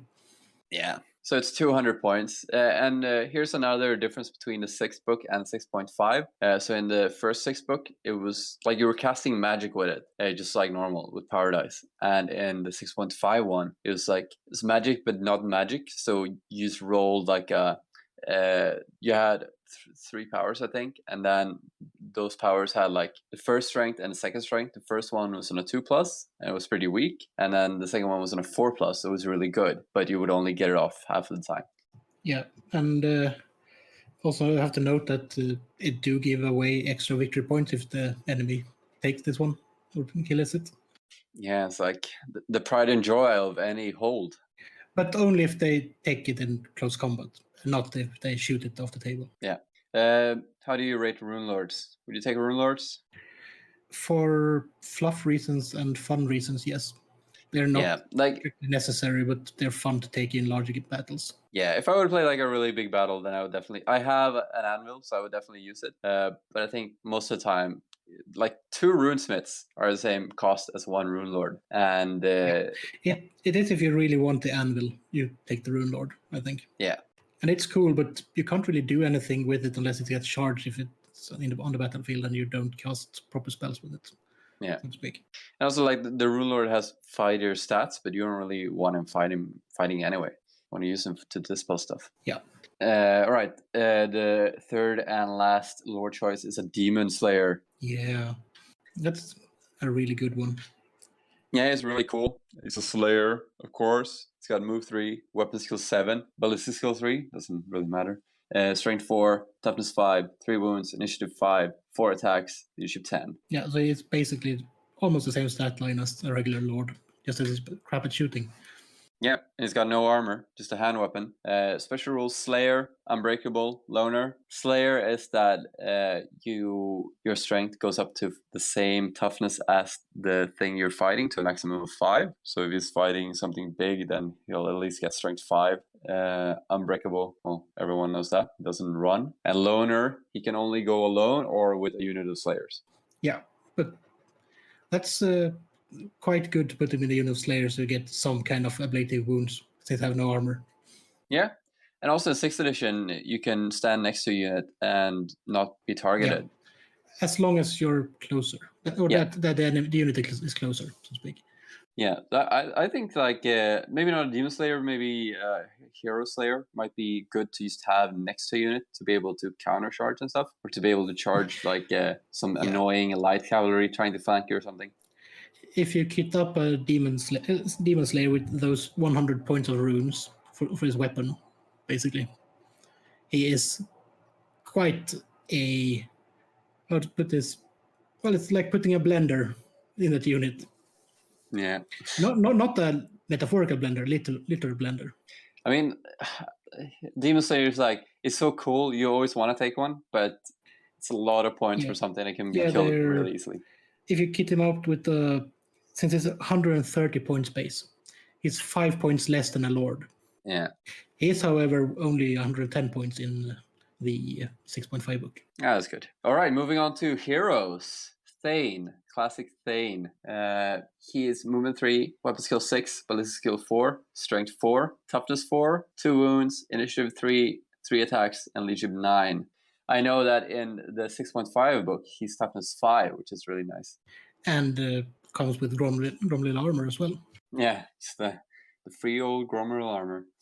In the Ravening Hordes list, if anyone is wondering about that, I know some people really like this list. They're actually leadership 10, which is pretty cool. Well, they are stubborn enough. They should be, really. Yeah.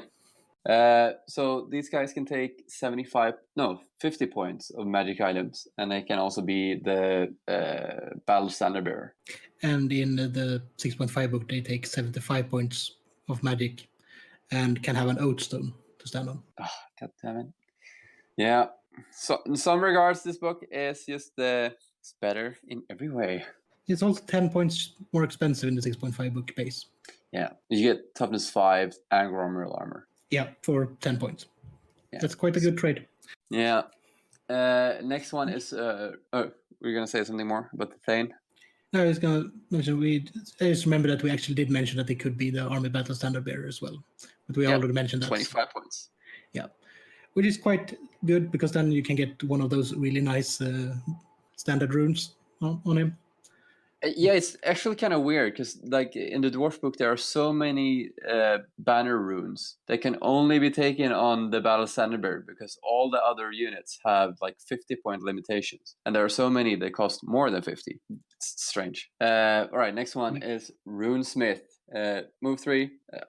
Do I even have to say move anymore? All of the dwarves are move 3. No, everyone else is. Just skip move unless we talk about the only thing that can fly. Yeah. So he's weapon skill 5, ballistic skill 4, strength 4, toughness 4, 2 wounds, initiative 2, 2 attacks, leadership 9. And he can take 75 points of magic items, and he's got 1 dispel dice. So yeah, he's just good at dispelling stuff. I know in 8th edition, he gives armor piercing to any unit he owns. That's pretty cool. Ooh, that's nice. So he helped out the unit, sharpening their axes before the battle. But this is also why you basically take these as just for dispelling, or maybe a minor runic buff or something. Because these are not fighting characters.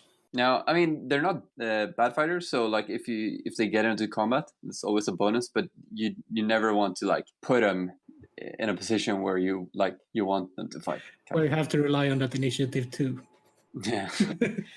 So yeah, they can take pretty good runes that are good against magic. I got 2 runesmiths that I plan on using. One of them with the Master Rune of Balance that takes one of the power dice from an enemy and gives me a dispel dice, which is like the hottest dispelling rune ever. And the second one has got the Spell Eater rune to just try and eat away like a Comet of Casandora or some annoying stuff like that.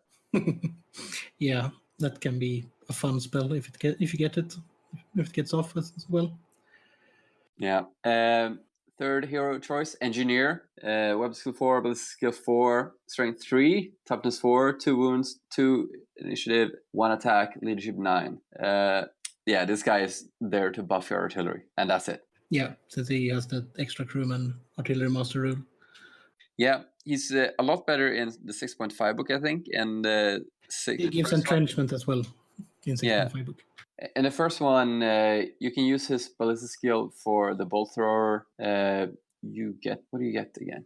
The cannon. Should have had this open. We're talking about him. Stall them, Chris. I'm looking through the book. The professionals. So there we go. Artillery Master. A bolt thrower which has been joined by an engineer may use its ballistic skill when rolling to hit. And then we have he can also choose to fire at someone else when he has a dwarven handgun or something than his unit. Yeah. And, So are you reading the 6.5 book now? This is a six book. Okay. So I find it here as well. If he's with a cannon or a stone thrower, he may make 2 guesses for how far you're going to shoot. Yeah. So that's pretty cool. And then he can also replace a lost crewman, including flame cannon and organ guns. But then he can't shoot his own dwarven handgun or something. Yeah. Can you look up what he does in the 6.5 book? I think the abilities change. I think he's like an Empire engineer. We can like reroll the Engineer. The Master Engineer is adept at operating artillery. If he joins a bolt thrower, you may use his ballistic skill. If he joins a grudge thrower, you may re-roll the artillery dice, but not the scattered dice when firing. If he joins a cannon, it inflicts d6 wounds on enemy hit rather than the normal d3. Yeah, so some different buffs. I think like if you're good at guessing, then the 6.5 buff is just better. And he also grants hard cover to one war machine in the army. Yeah, that's in the pretty 6.5 book. All right, next one, Dragon Slayer. He's like the Demon Slayer, but smaller. Weapon skill 6, ballistic skill 3, strength 4, toughness 4, 2 wounds, initiative 4, 3 attacks, leadership 10. Initiative 4 is pretty decent for a stunty. Yep. He can take a great weapon or a hand weapon and take 50 points of magic weapons. Yeah, I would consider putting in him with some slayers or just walking around by himself, protecting some flanks. Yeah, you can have him like a surprise lurking next to your large block of infantry as well, just to get that little bonus in combat. Yeah. Guardians, Harpies, and Light Cav and shit like that. He's 15 points cheaper in the 6.5 book and can take 25 points more of magic runes. Of course he can. Yeah. All right, so on to the core section. So we got warriors, crossbowmen, thunderers, miners, and rangers. I'm just gonna read all of these at once. They all have the same stat line. So basically, weapon skill 4, ballistic skill 3, strength 3, toughness 4, 1 wound, initiative 2, 1 attack, 2 for the champion, and leadership 9. And they all have this. They used to have different equipment. And different unit sizes. That's not that big of a deal. Yeah. There's a maximum 20 on miners and rangers. Yeah. Other than that, they're all just 10 base and can go up and up and up. So the warriors in this book just come with hand weapon light armor, and the 6.5 one they come with heavy armor, but not for free though. They are 1 point more expensive in the 6.5 book. Yeah. So they actually which is also what the heavy armor costs in the 6th book. Yeah. So not a big difference. So yeah, you have your warriors. They can take great weapons or shields or shields. I know in 6th edition you wanted to put shields on them because you couldn't strike back if your models were killed. You wanted to just preserve guys since you couldn't strike back anyway. And then I remember when 8th edition came and everyone was like, "Oh, no, everyone should play dwarves with great weapons," and then everyone just ripped off their shields and put on great weapons. Yeah. Warriors, they're the basic guys. They're what you would expect. You just put blocks on them and hold out forever, pretty much. Crossbowmen, they have crossbows. They may take shields. In the first 6th edition book, they cannot take great weapons. It's a bit of a shame. They can take shields in both of the books, but they can't take the great weapons in the 6.5 for those that want a bit more clarified, which is quite nice when you can put a giant axe on a short man with a crossbow. Yeah, because that makes them really versatile. They can both stand around and shoot, and then they can also fight in close combat afterwards. Yeah, which is some of the ranged units in the game actually lacks us any kind of even a smidge of a chance of surviving once the enemy gets too close. But these can actually fight us almost as good as regular warriors because they don't have the heavy armor. That's why they're as good. And even then, like they have light armor and shield, and if they use hand weapons, they still got a 4+ armor save and toughness 4, weapon skill 4 in close combat. They're really good. Next unit is Thunderers. These guys have changed or their guns have changed a lot throughout the editions. I think like in 4th and 5th edition, like you would fire one rank and then the second rank would actually step forward and shoot.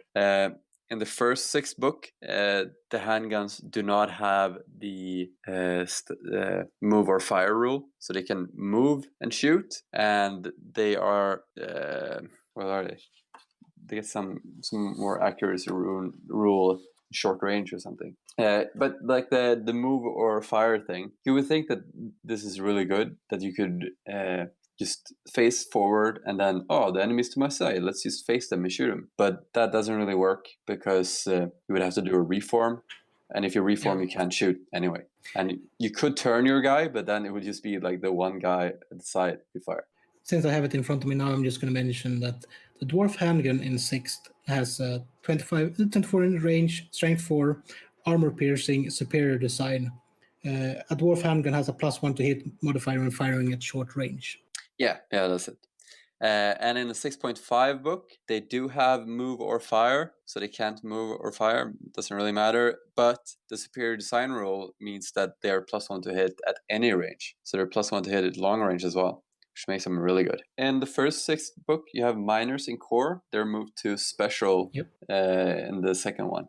So miners can turn up at any board edge throughout the battle. You start rolling on turn 2. I think it's a 5+, and then it turns into a 4+, and then 3+, something like that. Maybe it starts with 4+. Yeah, they have underground advance anyway, so they can pop up anywhere, which is really nice for dwarves since they're very slow. It's nice to have just a unit pop up somewhere on the table, and it can be really useful to just threaten the rank of someone advancing towards you, or if you're advancing, and you can really like spring a trap on someone.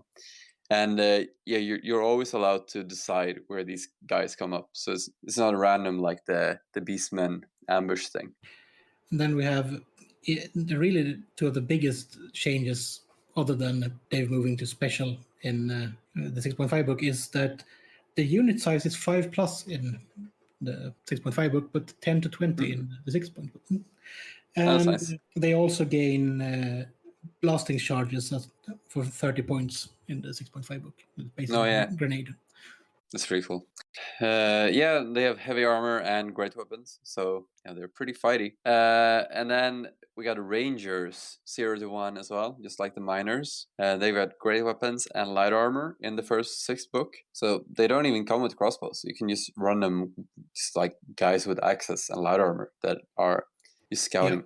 You can equip them with shields, crossbows, or throwing axes, which is pretty cool. And these guys have scouts and foresters, so you can move through forest and you can place them as scouts, which is also a really nice trick for dwarves that are really slow, just be able to put these guys forward a bit. And here's one of the biggest changes, because in the 6.5 book, the Rangers are not a unit choice of their own for real, because they're an upgrade option for a unit of warriors, crawlers, or longbeards that are armed with great weapons may be upgraded to range at the cost of 1 point per model. These units have discovered special rules. Yeah. And then you can add in throwing axes if you want to, on top of that. Yeah, and as we're kind of flipping the side to special, let's kind of hover back on core and look at another change in the 6.5 rule. So in the 6.5, warriors can be upgraded to longbeards. You have to have more warriors than you have longbeards, though. So you have to have like 1 unit of or equal amount. So you have to have 1 unit of warriors and 1 unit of longbeards, unless you have a lord, I think, because then he brings his personal buddies. And they got just mentioned in the 6.5 book, they also got a rule that makes lesser dwarves more stoic in the face of the enemy. Yeah, so they have like an aura in the 6.5 book. In the first 6 book, they just ignore panic, but in 6.5 book, they give that effect to everyone within 6 inches, I think. Yeah, it's a nice little boost for the longbeards, but it also means that more people take them when they're not a special choice, because the special choice in the 6th book is really, really full of stuff. Yeah, there's a lot of good units in the special choices. It makes it really hard to select an army. So you got hammers, longbeards, ironbreakers, slayers, cannons, bolt throwers, and stone throwers. Yeah. All the good stuff that you want. So the hammers, the bodyguard of the lords, their weapon skill 5, ballistic skill 3, strength 4, toughness 4, 1 wound, initiative 2, 1 attack, leadership 9. And actually, the hammers, longbeards, and ironbreakers have the same profile, so we don't have to read through all of them. So they're basically dwarves, but weapon skill 5 and strength 4, which is really good. And they can take shields and a magic banner, or runic standard, that is. Yeah. All of these guys can take 50 points worth of runic standards. You can have 1 unit of hammers. They come with great weapon and heavy armor, and they got special rules bodyguards, so they're stubborn if they're with their lord. Really hard to get rid of. Sadly, they are not immune to panic, which the longbeards are.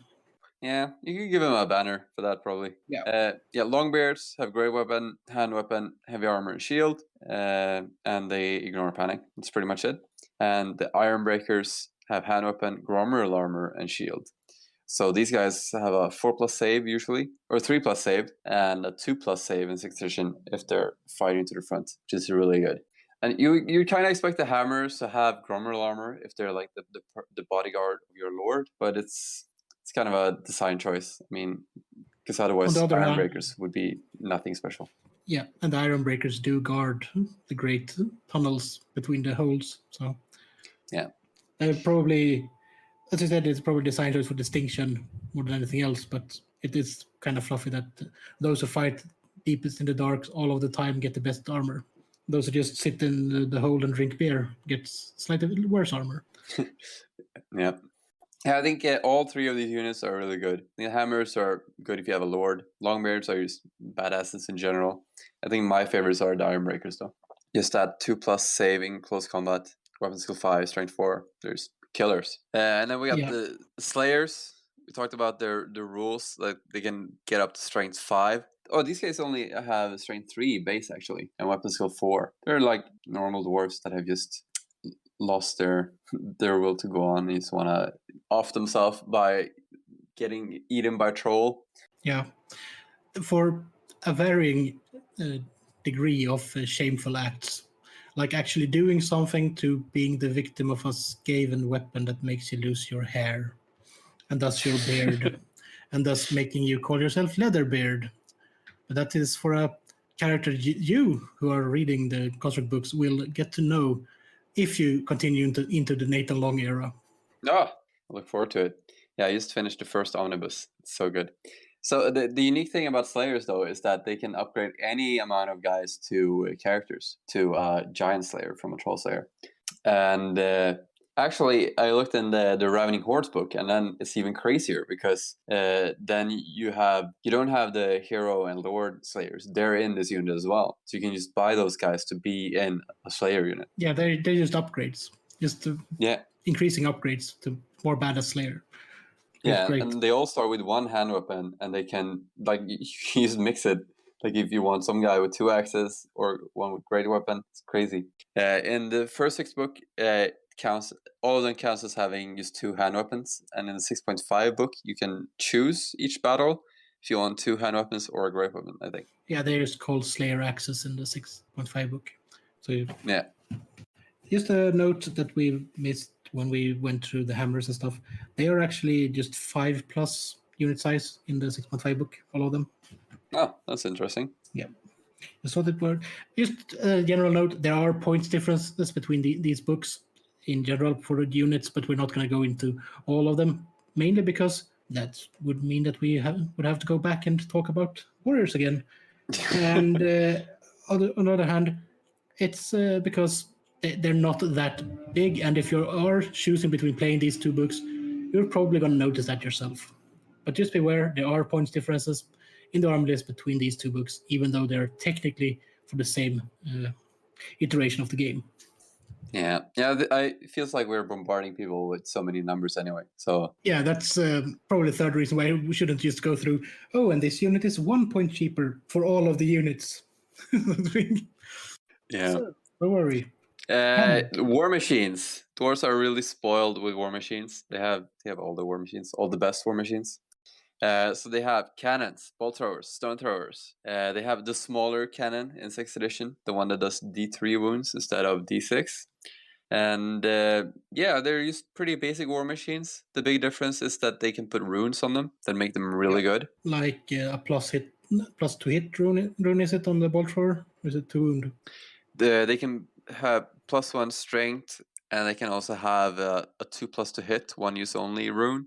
They can have my favorite Fluxons, gives it +1 to hit flyers. Yeah. So they're as fun as all of the other runes, basically, for the dwarf player at least. Yeah, the cannon can have the best rule.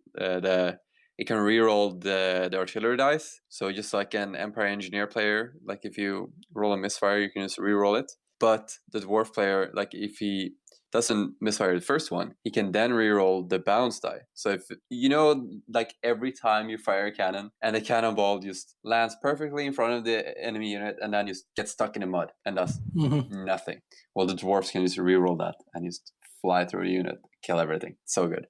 Then we're going to go for the biggest upgrade in the 6.5 book, which is you may add an engineer equipped with light armor and a hand weapon who acts as a unit champion in all respects for 15 points for the cannon and for the bolt thrower and for the grudge thrower. Yeah, that is so huge actually. And also all war machines in the 6.5 book are stubborn. Yeah, and you can since you have that engineer, you can also tool him up a bit and make the war machine a bit better, actually. Yeah, give him like a brace of pistols and a great weapon. Just stand and shoot when enemy charges in, and then just strike them out with a great weapon. And they got stubborn, so they're gonna stay there for a while. It's really good. And you also get that rule that the master engineer got with the artillery specialist rule. It makes them a bit better, which is quite nice, actually.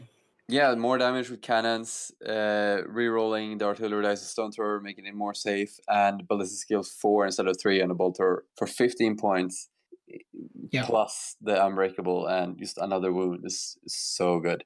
Like, yeah, that's one of the major changes between the 2 6 books. But to be fair, it makes it fluffy to just be able to add experts to all of those. The ones that are actually building stuff. You can do that in the first one, but then you can basically only have one because it's not going to be. He's 65 points base, and these guys are 15 points. So you can have 4 of them. So you can buff up 4 war machines for the price. You can buff up 1 in the first book. But we're just going to mention this. There are more of these wondrous war machines in the book as well. Yeah, it's just like half of them. Yeah. So this is the special war machines, and then when you flip the page over to rare units, you got the cool stuff, or the unique stuff, rather. So you have the organ gun, flame cannon, and the gyrocopter. Oh, yeah. So the organ gun, it's like several small cannons roped together. Kind of reminds you of the Swedish leather gun in the 1600s. Yeah. So with this, it's got made of steel and not leather, obviously. So it's got a range of 18 in the first book and a range of 24 in the second 6th edition book. But other than that, they work the same. Strength 5, -3 to your armor save. So is it a total of -5 or is it just -3? I'm not sure it's stacks, actually. Yeah. Anyway, it's so good. You just roll on artillery dice, and that's how many hits you get. I think in 8th edition, I don't know if you roll 1 or 2 artillery dice, and then you still have to hit with them. But it's interesting that sometimes we come on questions that we just really need someone that's played 8th edition to answer. Yet we know no one who plays 8th edition, do we? Well, Krell, that semi-trader. Yeah. But it's really good. Like I used to have an organ gun. So good for shooting down skirmishers and stuff running around you and flyers. And the change between the 2 books, between 18 and 24 inch range, is really big. Yeah. Also, it looks good, but there are situations where it isn't as good or as cool as the next one on the list. Yeah. Oh, yeah. I also want to say that in the 6th edition, you can't put runes on either an organ gun or flame cannon because they're too new. But in 8th edition, they've been around for longer, I guess. So now you can put runes on them, which everyone does on an organ gun. I've seen. It gives you a reroll on the artillery dice, so everyone gets that one. Yeah, but the next entry, flame cannon, one of my favorite things of all time in Warhammer. It's so cool. Yeah, it is. Well, all of the models for it has been great as well. In their own way, because one is just a barrel with a funnel on the front. Yeah, don't knock the barrel. So a flame cannon is a big piece of artillery. It's got a range of 0 to 12, so you can guess up to 12 inches, and then you roll an artillery die and add that, and then at the tip of that you place a flame template. So it just fires like a big canister full of volatile liquid. Yeah. And That's just cool. Yeah, this is awesome. It's strength 5, I think. And why do I never have these things up? Oh, here it is. Perfect. Strength 5, D3 wounds, -2 armor save. And any unit that takes casualties from this weapon has to take a panic test, no matter how many losses you suffer. Yeah. This one actually comes with a misfire shard for one. The organ gun does as well, but it doesn't turn into a giant ball of flame if you misfire it. Yeah, they're very volatile. On a 1 to 2, it's destroyed. Usually it's just a 1. Do you know what I find really weird? That a cannon's misfire shard is less dangerous than a catapult's misfire shard. It depends on if it explodes and the barrel explodes and throws shrapnel everywhere. Yeah, it's like a cannon is just on a 1, it's destroyed. 2 to 3, it's you can't fire this turn or next, and whatever happens. But on a catapult, like if you roll a 2 to 3, then you lose a crew member as well. That sounds unfortunate for that crew member. Yeah, it's just like that orc short story or whatever, like the flavor text. Oh, funny. Last one didn't scream. That sounds like the trailer to Warhammer Online. When the orc climbs up in the rock lava and gets thrown straight into the wall. Yeah. All right. So the flame cannon, I love it. Really handy against low leadership armies, I would say. Skaven goblins and stuff like that. Just the kind of things that you want to burn up. And the last rare choice is the gyrocopter. Oh yeah, it's a classic. Well, it really is. It's that has also had some great models through the years. Yeah, I like the really old one with like a hexagonal base as well. The really old one is basically a dwarf strapped to a rotor, because there's not much else there. Teeny tiny wings. Yeah, it's the equivalent should be like the early versions of the Imperial Guard Sentinel or the Land Speeder. They're basically the same amount of armor and sense to them. Yeah. But the gyrocopter, it can fly. That's a really nice thing. Yeah, give some speed to your dwarves. It's weapon skill 4 with pilot, strength 3, toughness 5 for the gyrocopter with 3 wounds, and the pilot's initiative 2, 1 attack, legion 9, and it's got a steam cannon. A steam gun. Steam gun. The gyrocopter is armed with a steam-powered gun that unleashes a hail of lead bullets similar to a cannon's grape shot. To represent this, the blast of the steam gun used the flame template. Place the template with the broad end over the target and the narrow end touching the muzzle of the gun. Any model completely under the template are automatically hit, and models partly covered are hit on the roll of 4+. It's a strength 3 armor save -1 weapon. Yeah, it's pretty decent, considering you can just fly up next to you and they can't really do anything about it. Yeah, and it can still quite easily be killed in close combat or by shooting. So yeah, but it is interesting. In the first 6 book, they have rules for like when it dies, it crashes. So then you roll like I don't know how many d6 and a scatter dice, and then it crashes and it just explodes and does a lot of damage. I got it here. It's when the gyrocopter crashes, roll the scatter dice to determine the random direction which it moves. If you roll a hit, use the little arrow embedded, blah blah blah.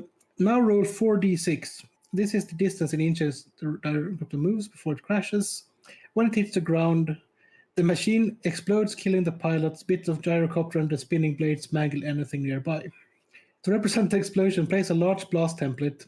Where the gyrocopter hits the ground, all targets under the template suffer a strength 4 hit due to the exploding engine and debris. Models partly under a hit on a 4+. Gyrocopter pilots may not crash deliberately. No kamikaze dwarves. I really love that they added that, because otherwise people would try. Yeah, I mean, it's a really good explosion, like strength 4 large blast. It's crazy. Yeah. And the damage, since it got 3 wounds, as we mentioned, the few exceptions are if a gyrocopter is broken in close combat, then it will automatically crash. Otherwise, gyrocopter functions normally until it has sustained 3 wounds, at which point it can no longer fly and crashes. If a gyrocopter is wounded by an attack, which is strength 7 or more, it will crash automatically. So it shows that they are fragile because they are not that well armored or that explored as a technology at this point. In the game. Yeah. The old one's just some fabric stitched together. Yeah, and the 6th had the metal one basically. Yeah. Then the really nice was it late 7 or in 8th the new kit was released. Yeah, I think it was 8th edition. Yeah, with a massive load of extra dwarves. It was a nice kit, actually. Yeah, so in 8th edition, they also have the gyro bomber. Yeah, the extended length one. Yeah, so it's got bombs. So you can drop bombs when it flies over something. And then today, the end of 8th edition, they got a zeppelin of several sizes with robo-dwarfs on them, didn't they? Oh, I really don't like those dwarfs. It's basically the same game. We all know that. So, let's move on. The dwarves can also take Dogs of War troops, but the cost of those are in the Dogs of War book or the Ogre Kingdoms book, but I doubt ogres would work well with dwarves. Yeah. So I hope people got a good image of the units. I know we've been going back and forth over the 6th edition and 6.5, talking about 8. But overall, the dwarves have a lot of sturdy infantry and good war machines, just as you would expect. Indeed. And in the back of the 6th edition book, there are certain ways to play this army list as well. Do you want to go through these? Are you talking about the optional army list or the tactics list? Yeah, so armies. So in the 6th edition books, they gave you some optional ways of playing the arms. The game. So in the game, because in some of the books there are like certain special scenarios. The High Elves got a Monster Hunt one, the Dark Elf got a Raid one, and the Dwarves got Armies of the Dwarfs. I think the Empire got additional lists, I think. But that's not important. Let's go. We're talking about Dwarves now. So, Armies of the Dwarves, they have the Guild Expedition, Throng of Karak-Kadrin, Royal Clan, Overground Defense, Ungrin Angkor Force, and War of Vengeance. So lots of optional lists. And we should also mention that some of these army lists were expanded on in later scenarios and later books for 6th edition. Yeah, specifically 2 of them. Well, mainly 2 of them, I should say. All right, so the first Guild Expedition, referring to the Engineers Guild, and this is kind of like the Null Artillery Train. You can take warriors, hunters, cannons, stone throwers, and bolt throwers as core, but you must have a unit of warriors for every 2 cannons. So this seems like it could be abused a bit, just spamming cannons. Yeah, since if you check the special units, which are gyrocopters, O2 organ guns, or O2 flame cannons as well. Yeah, it can be basically. It depends on the speed of your enemy, I would say. Yeah, it could lend itself to pretty boring games. So it's like with all these like optional lists, some of them can be abused. But I mean, if you're playing a game with your friend to have a good time and you want a themed army, then you should definitely have a look at these lists and just build themed armies. Yeah, all of these extra lists are basically made for that. The same with Goblin lists or Empire. Like I said, the Null Army, Artillery Train and stuff. You have to have opponents' approval, basically. Yeah, and then we have the Throng of Karak-Kadrin, and Karak-Kadrin, of course, is the Slayer Keep or Slayer Hold, and characters, you may only take Slayer characters. Yeah. 1 Demon Slayer, maybe the Slayer King. Yeah, because in this book, there was no Slayer King at this point in the game. The model was there, but the Slayer King wasn't. Yeah. Core units, Slayers, special unit, Warriors, 0-1 Hammers, but only if the Slayer King is present. Rare units, Crossbowmen, Thunders. So this is a very restricted army list. Yeah, but it is basically a gathering of the Slayers when the King calls for this. Maybe this dragon has to die, or maybe this Orc Horde needs defeating, and the Slayer King is the only one that can summon them at this point. Yeah, but as I said, 2 of these lists are expanded upon later. This is one of them, and it's a really cool list. Slayers want to die, after all. Now we got the Royal Clan, must be led by a Dwarf Lord, so only 2,000 points and above. No Slayer characters. Core units, Hammers, all the units are stubborn, not just the one with the Lord. 0-1 Ironbreakers, 0-1 Longbeards, and Warriors. Special units, Thunders, Crossbowmen, Miners, Rangers. Rare units, Cannons, Bolt Throwers, Stone Throwers, and Dogs of War. So, yeah, basically the Lord and his special buddies just marching in, destroying stuff. Then we have the Overgrown Defense, which is basically when a Dwarf Lord has to defend one of the access points to the hold from above, or one of their pastures, or their favorite beer hall, or whatever. Yeah, this is a really cool list. So core units, you got Rangers and Crossbowmen and 0-2 Miners. So they're usually 0-1. So that's cool. It's miners coming up from their mining pits and lots of Rangers. I think that would be a really fun list to run as well, because they don't have a lot of war machines. So you got special units, Warriors, Thunders, Slayers, rare units, Gyrocopters, Longbears. So yeah, you don't have any war machines. You just have the Gyrocopters, or rare unit, and then just a bunch of Rangers. Yeah, that is. There are some of the stories in the fluff that are basically forces like this, gathering info or trying to hold an enemy while the major clan gathers, basically. Yeah. And I think there's one with, isn't it with Ulrich Ranulfsson, that character that has a similar story in it? Or is it one of the other dwarf characters? I don't know. There are some at least. Just read all of them. They're great. And then you can't remember which one it is when you're actually recording something. That's brilliant. So, the Ungrim Anchor Force. Yeah, the Ungrim Anchor is the underground road network. It really needs some defending. So you got core units, Miners, no restriction on how many, and 0-3 Ironbreakers. Special units, Warriors, 0-2 Longbeards, Thunders, 0-1 Slayers, rare units, Organ Guns. So this is like, I would really like to make an army like this. It's just such a cool theme. Yeah, just imagine reading that little fluff blurb, which is Ungrim Anchor is the network of underground corridors and highways that once linked all of the Dwarf Empire in the world's edge mountains. Nowadays, much of it is shattered and broken into by Skaven and Goblin tunnels, and sizable forces are used to patrol its depths. Such underway forces are also mustered to make expeditions into fallen holes, their expertise at underground fighting essential in the foe-infested depths of places such as Karak Askal and Karak Drash. Just imagine making that force and having like a campaign against Skaven and goblins. Yeah, so good. And just imagine the tables you can build as well, like that kind of tunnels and a bunch of rocks, and it's so good. Just take some inspiration from the Moria scenes in Lord of the Rings. Yeah, when they're running through that giant hall with all those pillars, and it was like a marketplace in the olden days. Yeah, and also you can use the Goblin Town scenery to mix it up with some rocks, and just have like goblin infested tunnels or Skaven infested tunnels. And then you can have a great scene where the goblins chase the dwarves on all of those. Don't. I'm sorry. So that moment ruined, eh? Yeah. Hobby boner gone.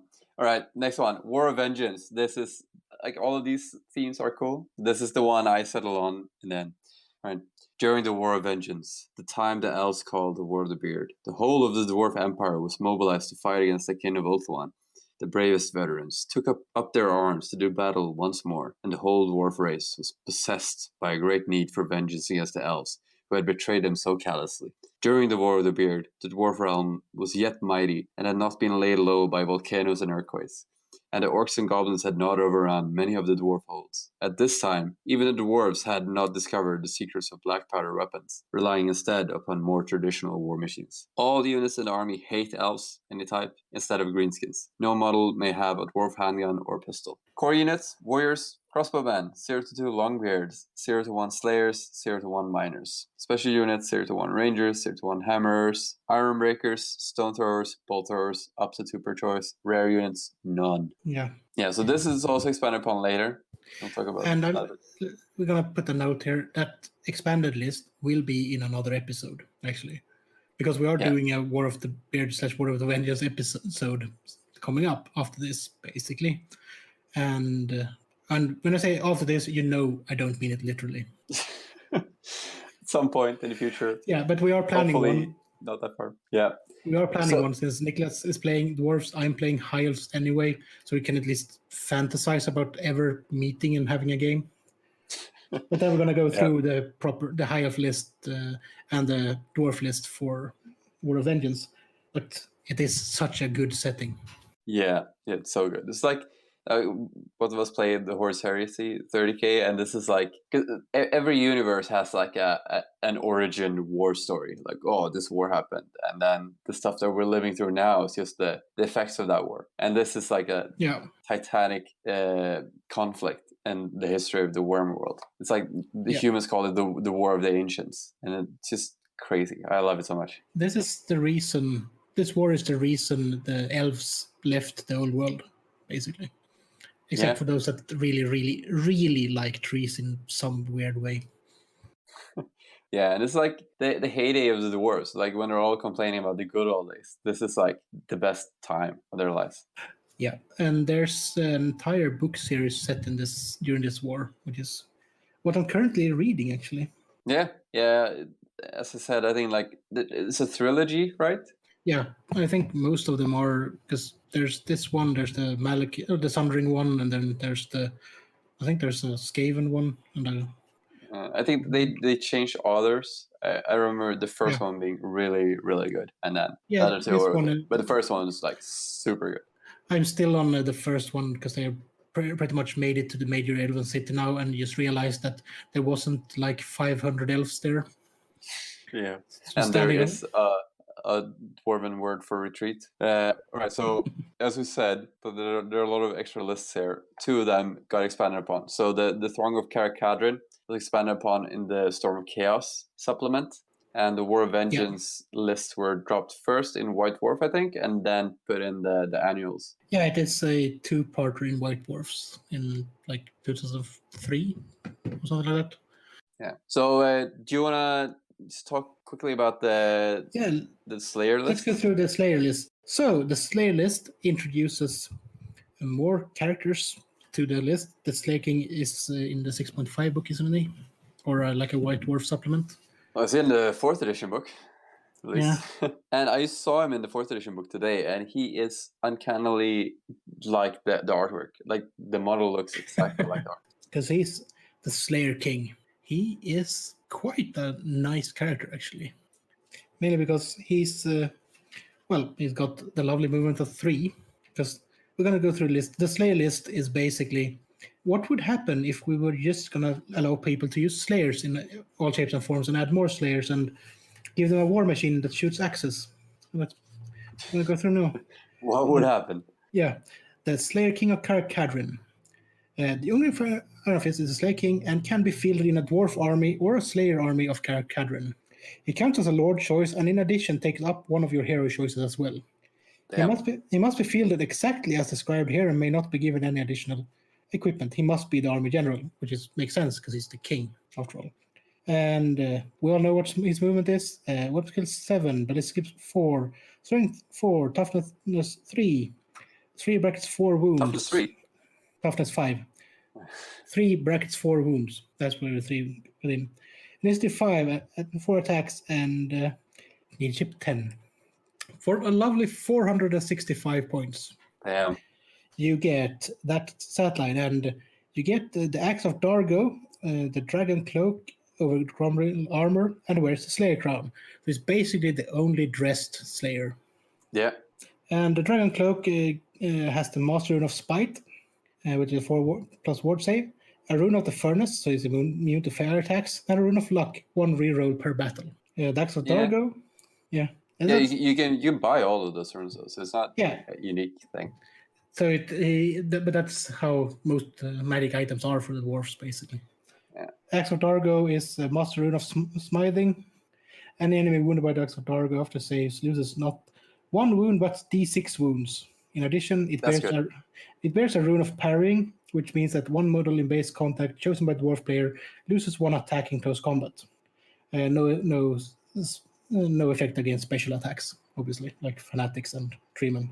The Slayer Crown bears a Rune of Fortitude and a Rune of Stone, so it's got a 3+ armor save and +1 wound, so that is why I did 3 brackets 4. on his wounds. And as Slayer King, Angrim is bound by the Slayer Oath. He benefits from the Slayer special rule described on page 7 of Warhammer Armor's Dwarves, hates greenskins and is unbreakable.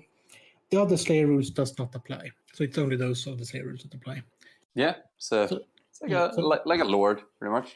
But a bit better. He's like a pimp lord. Yeah, but he's still 465 points, so you have to play quite a decent game to actually make him worth taking. But if you don't want to take him, you can take his son, which is Garagrim Iron Fist, the War Mourner of Cadrin.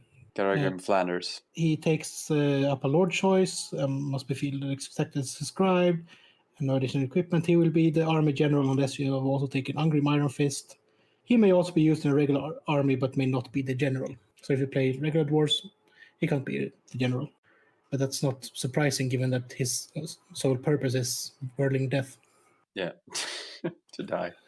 So it's slightly worse than his father, because he got weapon skill 6, base skill 3, strength 4, toughness 5, 3 wounds, initiative 3, attacks 4, brackets 5, and leadership 10. So for 305 points, you get that stat line with the Axis of Kadrin, and he's got the following Slayer skills. This will be explained in a moment. The Beast Slayer, Death Blow, and Vampire Slayer skill. So these are special skills that were brought in for this list, so you can basically take a title of one of the Gotrek books and make it a rule. Nice. But Garagrim is a Slayer, so he follows all of the rules for Slayer as given on page 7 of Warhammer Army's Dwarves. Axis of Kadrin, chained to Garagrim's wrist, so we'll never lose them. These twin axes were given to him by his father on his coming of age. Each is inscribed with a grudge rune and the master rune of Scalf Blackhammer.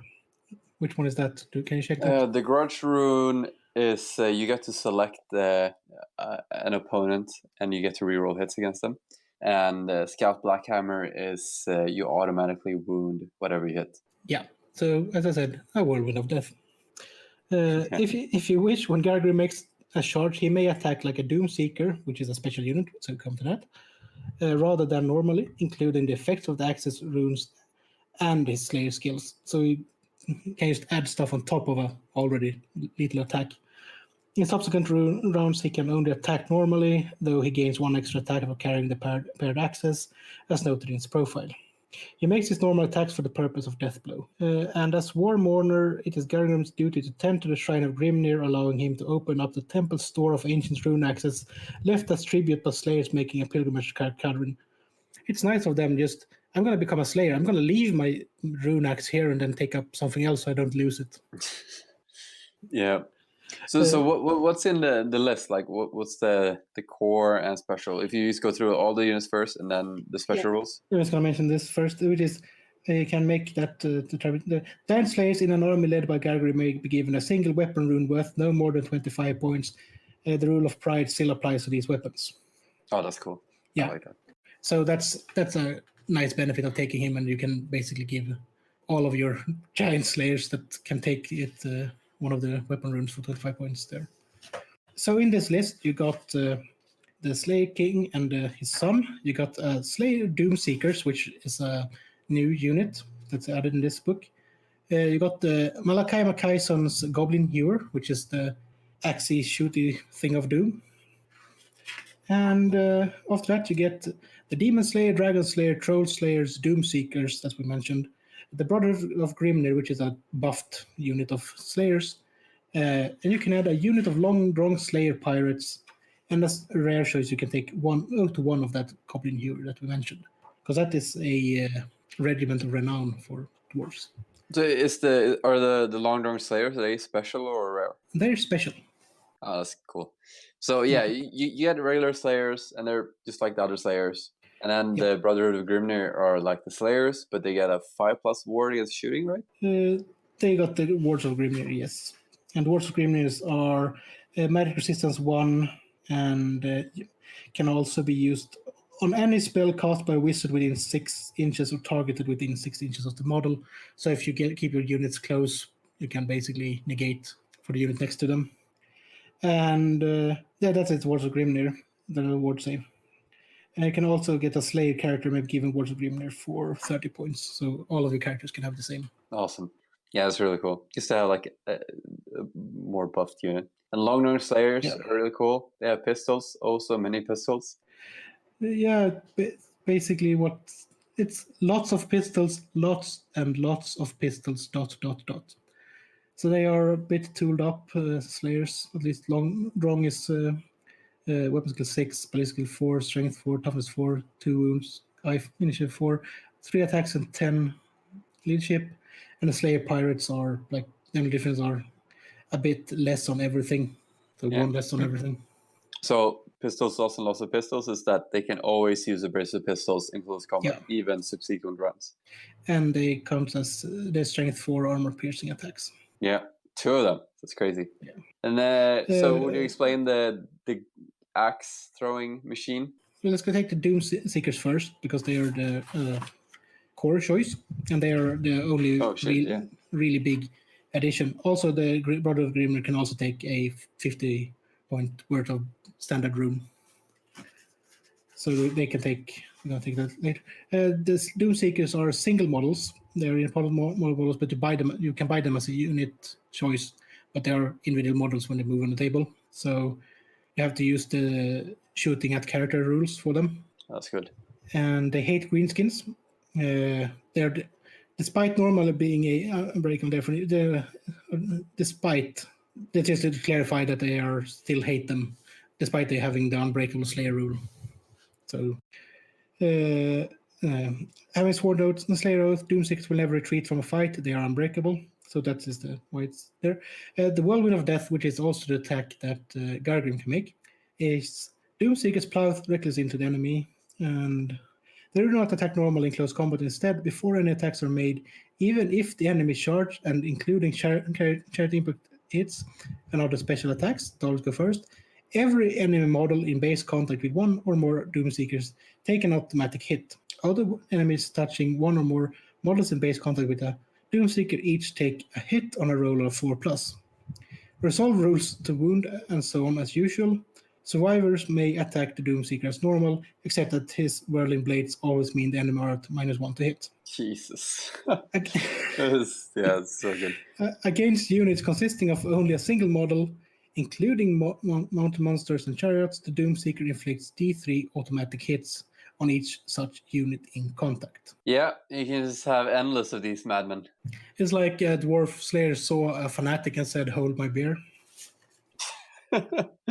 Yeah, exactly that. And these models are also great because they got basically the axe heads tied to chains, and they're chained around the bodies and arms. Just whirl around. I got so many of these. I'm going to use all of them. Yeah, I sent you 2, I think, 2 or 3. Yeah, and I had like 6 before that. Yeah, you really need to pay these guys up early when you see them in the battle. I think that actually will be the day I break and actually buy some contrast paints. Yeah, just to base coat the skin. Just to base coat the skin, nothing else. I would do the same, definitely. And then we got the other new thing introduced for this list, which is Malachi Macaison's Goblin Hewer, which is a great invention. Malachi Macaison is one of these engineers that were too inventive, so he was kicked out of the Engineers Guild, and thus became a Slayer. Yeah, it might also be after all of his lovely, successful ships called like the Unsinkable and stuff like that sank in the Unsinkable too. Yeah, that basically sank when they put it in the water. He was also a professor at the College of Engineering in Nuln, if anyone wants to know. But this is it's a special thing. So he built the Spirit of Grumgry, which is a lovely airship, and after that, he felt like, I'm not going to build more airships. I'm just going to build a rapid-firing, axe-throwing extravaganza of destruction.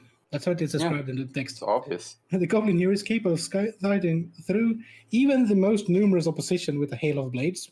So it comes with Malachi himself, which is he's an engineer. So and the Slayer, so he's got a weapon skill and ballistic skill 5, strength 4, toughness 4, 2 wounds,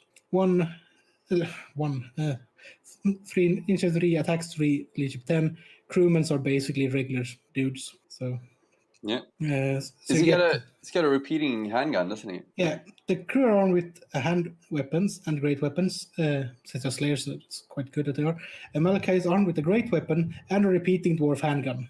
Same as a normal. Yeah. I told you, they're around. It's not common. So, same as a normal dwarf handgun with multiple shots times 3. The slayers, so they follow all the normal slayers, but they ignore the look storage rules, which we're going to check in a moment. He's an engineer, Malachi. He follows all the rules for normal dwarf engineer. However, he is part of the crew and must stay with the Goblin Hewer just like any other War Machine crew member. And now, Goblin Hewer. This is a war machine for all purposes.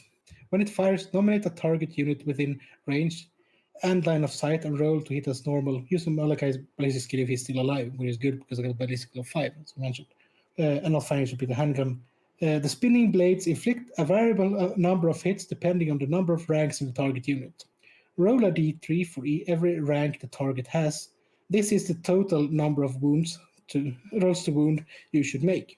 If the Goblin Hewer is in the flank arc of a unit, then the number of modulus in the widest rank is counted as the number of ranks for this purpose. So as an example, a unit of 4 ranks deep that hits by the Goblin Hewer takes 4 d3 hits. If it were 6 models wide and hit in the flank, it would suffer 6 d3 hits. Casualties are just like normal shooting hits if firing at a single model of skirmishers or other target that does not use ranks, it inflicts d3 hits. Yeah, so what does it do? What's the damage? And the Goblin Hewer is affected loss of crew in the same way as a bolt thrower. But the Goblin Hewer is range 48, strength 4, save modifier -2, move as crew, toughness 7, wounds 3. That's really good. Yeah. So you take, for instance, in the example above, 4 d3, strength 4 hits. Yeah, I mean, strength 4 with so many hits. I mean, most units you're going to fire at are toughness 3 and -3 in total to your save. It's madness. I need to make this army just due to our lovely podcast colleague Jimmy's tendency of having like 10 ranks deep goblin units. You need to make this army for so many reasons, Chris. Yeah. And the Goblin Hewer is a regiment of renown. It may also be taken in a normal dwarf army, in an empire army, counting in each as 1 hero and 1 rare choice. So if you take it in this list, it costs just a rare slot, but if you take it in the dwarf or empire army, it takes up 1 extra hero choice as well. And that is probably because Makaison is in it. Yeah, makes sense. Yeah. So now we're just going to go through these special rules quickly, hopefully. Look Snorri Trolls, which is the first rule, and that is what we mentioned when the Goblin Hewer disregards this rule. And that is, after all deployment before the first player's turn, the Slayer army surges forward. Each unit and character moves directly ahead 2d6 inches. Units may only make a single wheel during this moment, and only if it's necessary to avoid certain terrain or another unit. This special move ignores terrain modifiers except impassable terrain. This is so good. In addition, the Slayer player may roll an additional d6 when determining who gets the first turn, discarding the lowest roll. Yeah, this is just such a very thematic and such a great way to just get through like the field of death if you're facing a shooty army, because you're going to have to charge forward, and dwarves are slow. So giving this really makes it a viable army. Since they still got that movement of 3, even though they're Slayers and they're used to running. Yeah. And then they have a glorious death, which is a lovely rule. And that is, keep a note of the number of models slain in close combat by enemies with a strength and or toughness of 5 or more before modifications. Each Slayer killed by such a worthy enemy adds 10 victory points to the Slayer's army's total. Yeah. This includes impact hits from chariots or monsters with similar attacks, but not to the crew or riders of chariots or monsters, unless they themselves have strength or toughness 5 or more, which makes sense because they don't really... They want a glorious death, not just any death. Yeah. Well, actually, I just thought of it. I think in 8th edition, the Slayers have like a rule that if they die, they get to make an attack before you remove the model.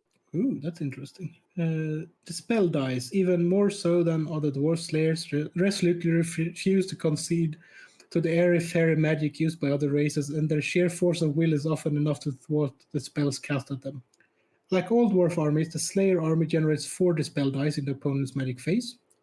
In addition, they generate an extra dispel dice for each 1,000 points being played, so +1 for 1,000, and so on. And then we have first among Slayers. One character in the army must be nominated as general. Those Slayer characters cannot be a general in a normal dwarf army. This must be a demon Slayer if the army has one. This has very little effect in the game since Slayers are all the same leadership, but sometimes it's good to know who's in charge. Yeah. And the enemy will score additional VPs for killing that character, so as usual. But yeah, and the dispo thing makes sense because they can't take runesmiths, and magic shooting is gonna damage them a lot. Yeah, and I know we mentioned this before, but the Wards of Grimnir, because we're going into these special things that the army can take, so put them here as well. The magic resistance 1 and 6 inches targeted, or is it cast by magic resistance 1? So it can be used by a unit next to it if it's targeted. Yeah. And these can be taken by characters or Brother of Grimnir. Or, well, Brother of Grimnir got them as it is, and the Slayer characters can take them for 30 points for the rune allowance. Then you have the Master Rune of Grimnir, which is a runic standard. So perfect for your you can make it one of the Slayers a battle standard bearer in this list actually. But forged only by the runesmiths of Karak Kadrin, the Rune of Grimnir projects an aura of dwarfishness that is so strong that it can deflect arrows and even cannonballs. It sounds like it's gonna smell like beer and 3-day-old puke. It sounds like I'm not really sure who wrote this because the language make it sounds like it's a 14-year-old. But any friendly unit within 12 inches of the standard gains a 5+ ward save against any range attack, which is good because all Slayers are basically naked. Yeah, that's really good. And now we got the upgrades for the Slayers themselves, for Slayer characters. And if the Slayer is killed in close combat, this is the death blow, which is also what Gargrim has. He's killing close combat immediately makes all attacks before being removed as a casualty, even if he's already attacked the round. So that's similar to what they had in 8th, you said. Yeah. But that's kind of cool. If you actually manage to kill Gargrim, he still makes all of his attacks again. The 5 attacks with all of his special rules. Yeah, and he gets to make all of his attacks. I think the ones in 8 only get to make 1 attack. This is all his attacks before being removed as a casualty. And this is an upgrade you can take for 20 points for any Slayer character. Then I got Killing Blow, which is quite straightforward. 25 points for Killing Blow ability. Beast Slayer, 25 points. Each wound inflicted by the Slayer counts double towards that round's combat resolution, excluding wounds from overkilling a challenge. Yeah. And that can be quite useful. Vampire Slayer, 45 points. Against enemies with toughness 5 or higher, any unsaved wound inflicted by the Slayer becomes D6 wounds. And the last one is Skaven Slayer, and this got a different cost depending on if a Dragon Slayer or Demon Slayer. There's 80 for Demon, 60 for Dragon. The number of attacks the Slayer has is multiplied by the number of enemy models in base contact, up to a maximum of 10. So good. This may not be further increased with an additional hand weapon runes, etc. There is no effect if the Slayer is involved in a challenge. But it's quite good. It's just, there's 5 around me. I'm going to get 5 extra attacks. Yeah, multiply by 5. Yeah. Yeah, but you're probably going to get like 3 against small targets and 2 against large targets. That's so good. It's a lot of attacks. Yeah, and especially if you combine, so you have like, well, you can't really sadly, you can't take take it on a Demon Slayer and you get Skaven Slayer and Vampire Slayer, because then you could just basically make mincemeat out of a dragon by looking at it. Yeah. Then there's some extra things that we got left, and that's a Slayer army may include 1 more hero than normally allowed. So you can take, plus 1 hero, basically. And 1 Dragon Slayer may be upgraded to a Battle Standard Bearer for free, because you're basically paying for the Unbreakable for a Battle Standard Bearer anyway, isn't it? Yeah, you get to reroll like morale checks in combat, but you don't really need it anyway. Yeah, he's still unbreakable since it's Slayer. So, and then you have no limit on which rune you take on it as well. Yeah, it's such a cool list. Definitely want to see you play it sometime in the future. Yeah, I should paint up. I got like at least 2,000 points of Slayers before I put in runes. So. Yeah. Well, there you go. Yeah. Should we go through at least really quickly the characters that are in the different books. Not go through the rules, but just go through the characters that are about. So in the first 6th edition book, you have like a page Dwarves of Legend. So these are characters that are legendary, but they don't have rules for them in this book. And the first one is quite well known to us. We've been talking about him a lot. Ungrim Ironfist, the Slayer King of Kadrin. So he's the Slayer King of Kadrin. The other two next to this below this is quite well known as well. That is Gotrek Gurnison and Felix Jaeger from the Gotrek and Felix books. So if you haven't read them, at least read the first 7 ones by William King. Yeah, I gotta keep going on. I read the first 3, really keen on continuing as well. Yeah, just a pair of badasses. Then we got High King Thorgrim Grudgebearer. Also a bit of a badass. The stories about him are just crazy. Then we got Joseph Bugman. Everyone should know who this guy is. He's so famous that they even named the bar at Warhammer World after him. Yeah. Also, if you do get your hands on the 6th edition book, there is a lovely terrain piece of the Bugman's brewery in it. You should check out. Yeah. Then we got Burlock Damnison, Engineer Guildmaster. I think he was in the 4th edition book as well, and he's in the 8th edition book. Yeah, he's in the 8th. They got the artwork is way better than the model, because the model is just basically, look at my hammer and my gun. Yeah, it could be better. Yeah.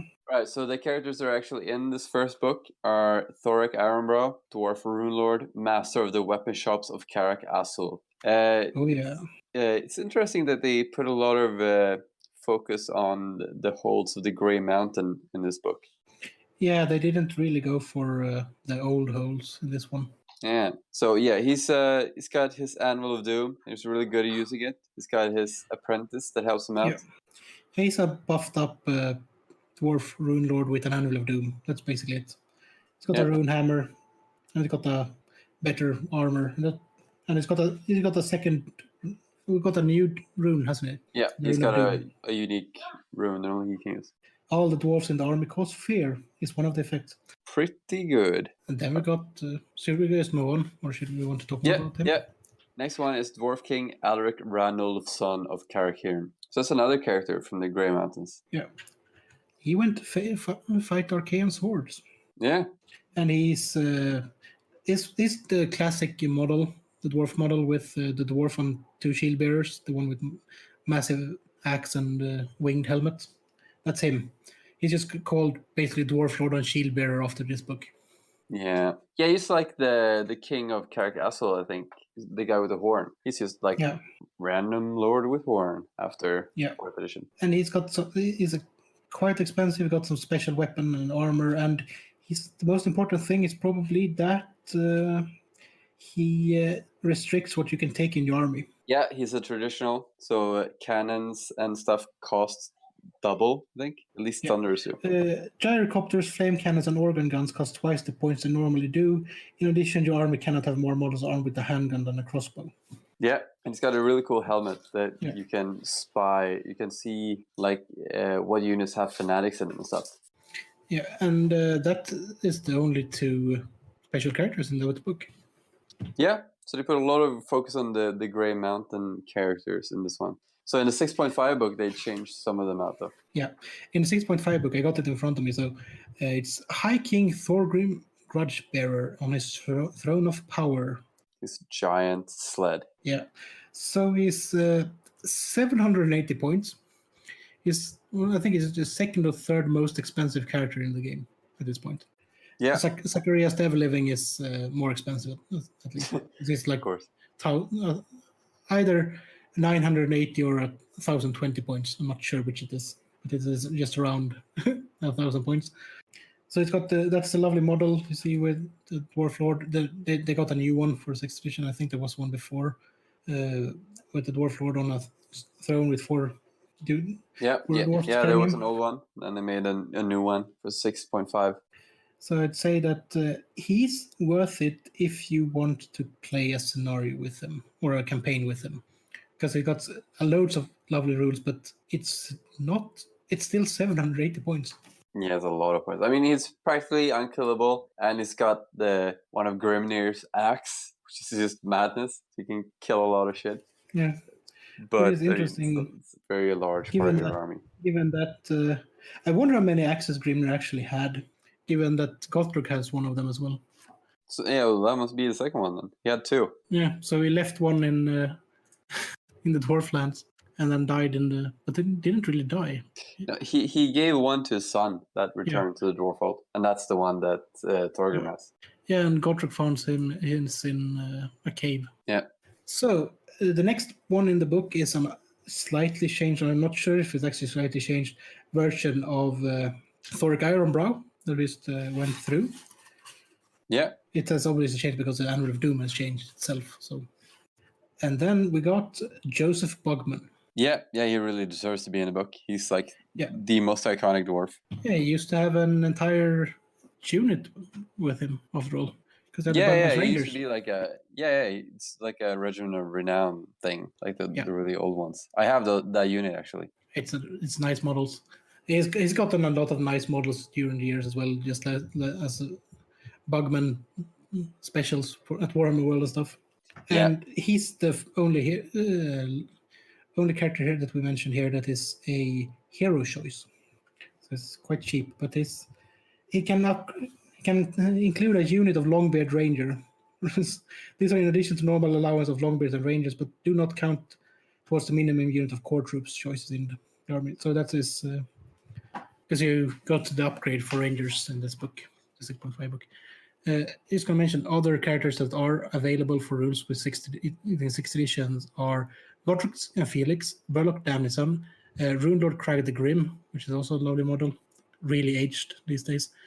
Angry Iron Fist that we have talked about, but it was also released in White Dwarf, or as a web character, I'm not sure. King Cassador of Carcassonne, Grombrindal the White Dwarf, Grombrindal the White Dwarf, the Triple X, that's the anniversary model that was released. Yeah. Gargrim Iron Fist, Brock Stonefist, Crazed Kagrim, Dursak Dragonback. Those three last, I think, are from the War of Vengeance campaign. And a Dwarf Brewmaster. It's a lot of characters. A lot were, well, as we said, there were several campaigns. There were also in an era where Games Workshop did publish articles on several of the different sites, because they had an all site, they had like a German site, they had a British site, they had an American site, and they all had teams that published articles and rules and stuff like that, which is quite far from how it is today. Yeah, I remember like when they switched over the website, I used to go to the Australian website because they still had like the old layout with all the cool articles and files and stuff. Yeah, I have a few of them still saved, but I regret that I didn't save all of them. Yeah. Because, as we said, I do have a link to a website that have posted all of those rules for 6th edition for all the special characters, but it's not the same as having them properly formatted from Games Workshop. Yeah.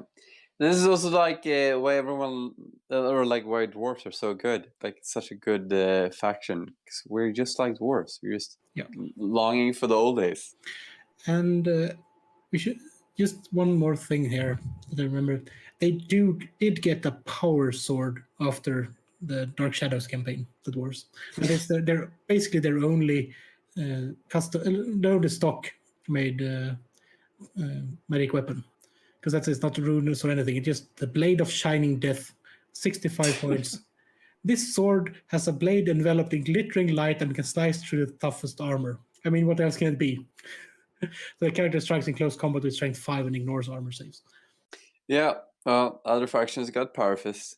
Yeah, the Dark Elves got a Power Fist, and the High Elves got a Flamethrower and a Lightning Claw. Yeah, and they got the Power Armor as well, so... That was what the High Elves got. Yeah, but those were the days. And I hope people have enjoyed this. Yeah, I hope people got a bit of a sense of what the dwarves are, and you probably knew what the dwarves were as a race, but what they do on the battlefield. And we're going to do this again, because we got a High Elf one coming up as well, because it's all going tying it together here. We're going to do the dwarves. We're going to do the Hive one. And we're going to do the War of Vengeance campaign, just to compare and see what happened. And just one because of the biggest conflicts of the Yeah. world. And then we are most definitely going through the entire Storm of Chaos book. But as we mentioned here, that was the Slayer list from that book, and we felt like it should be included with the rest of the dwarves. Yeah, well, we did. All right, I think we're done here. Yeah, let's just round off and end of the episode, because there's nothing more to say really. Yeah, I just have one last thing to say. Put your trust in Stone and Iron. Stone and Iron have always been true friends of the dwarves. Indeed. Unless they get mind controlled by some kind of beast living under Karakern. What? I'm not gonna spoil it. You if you read the Nathan Long books, you're gonna know what I'm talking about. I think I read or not. Time have ended, and the realm of elf, dwarf, and man shattered. But in our hearts, the old world lives.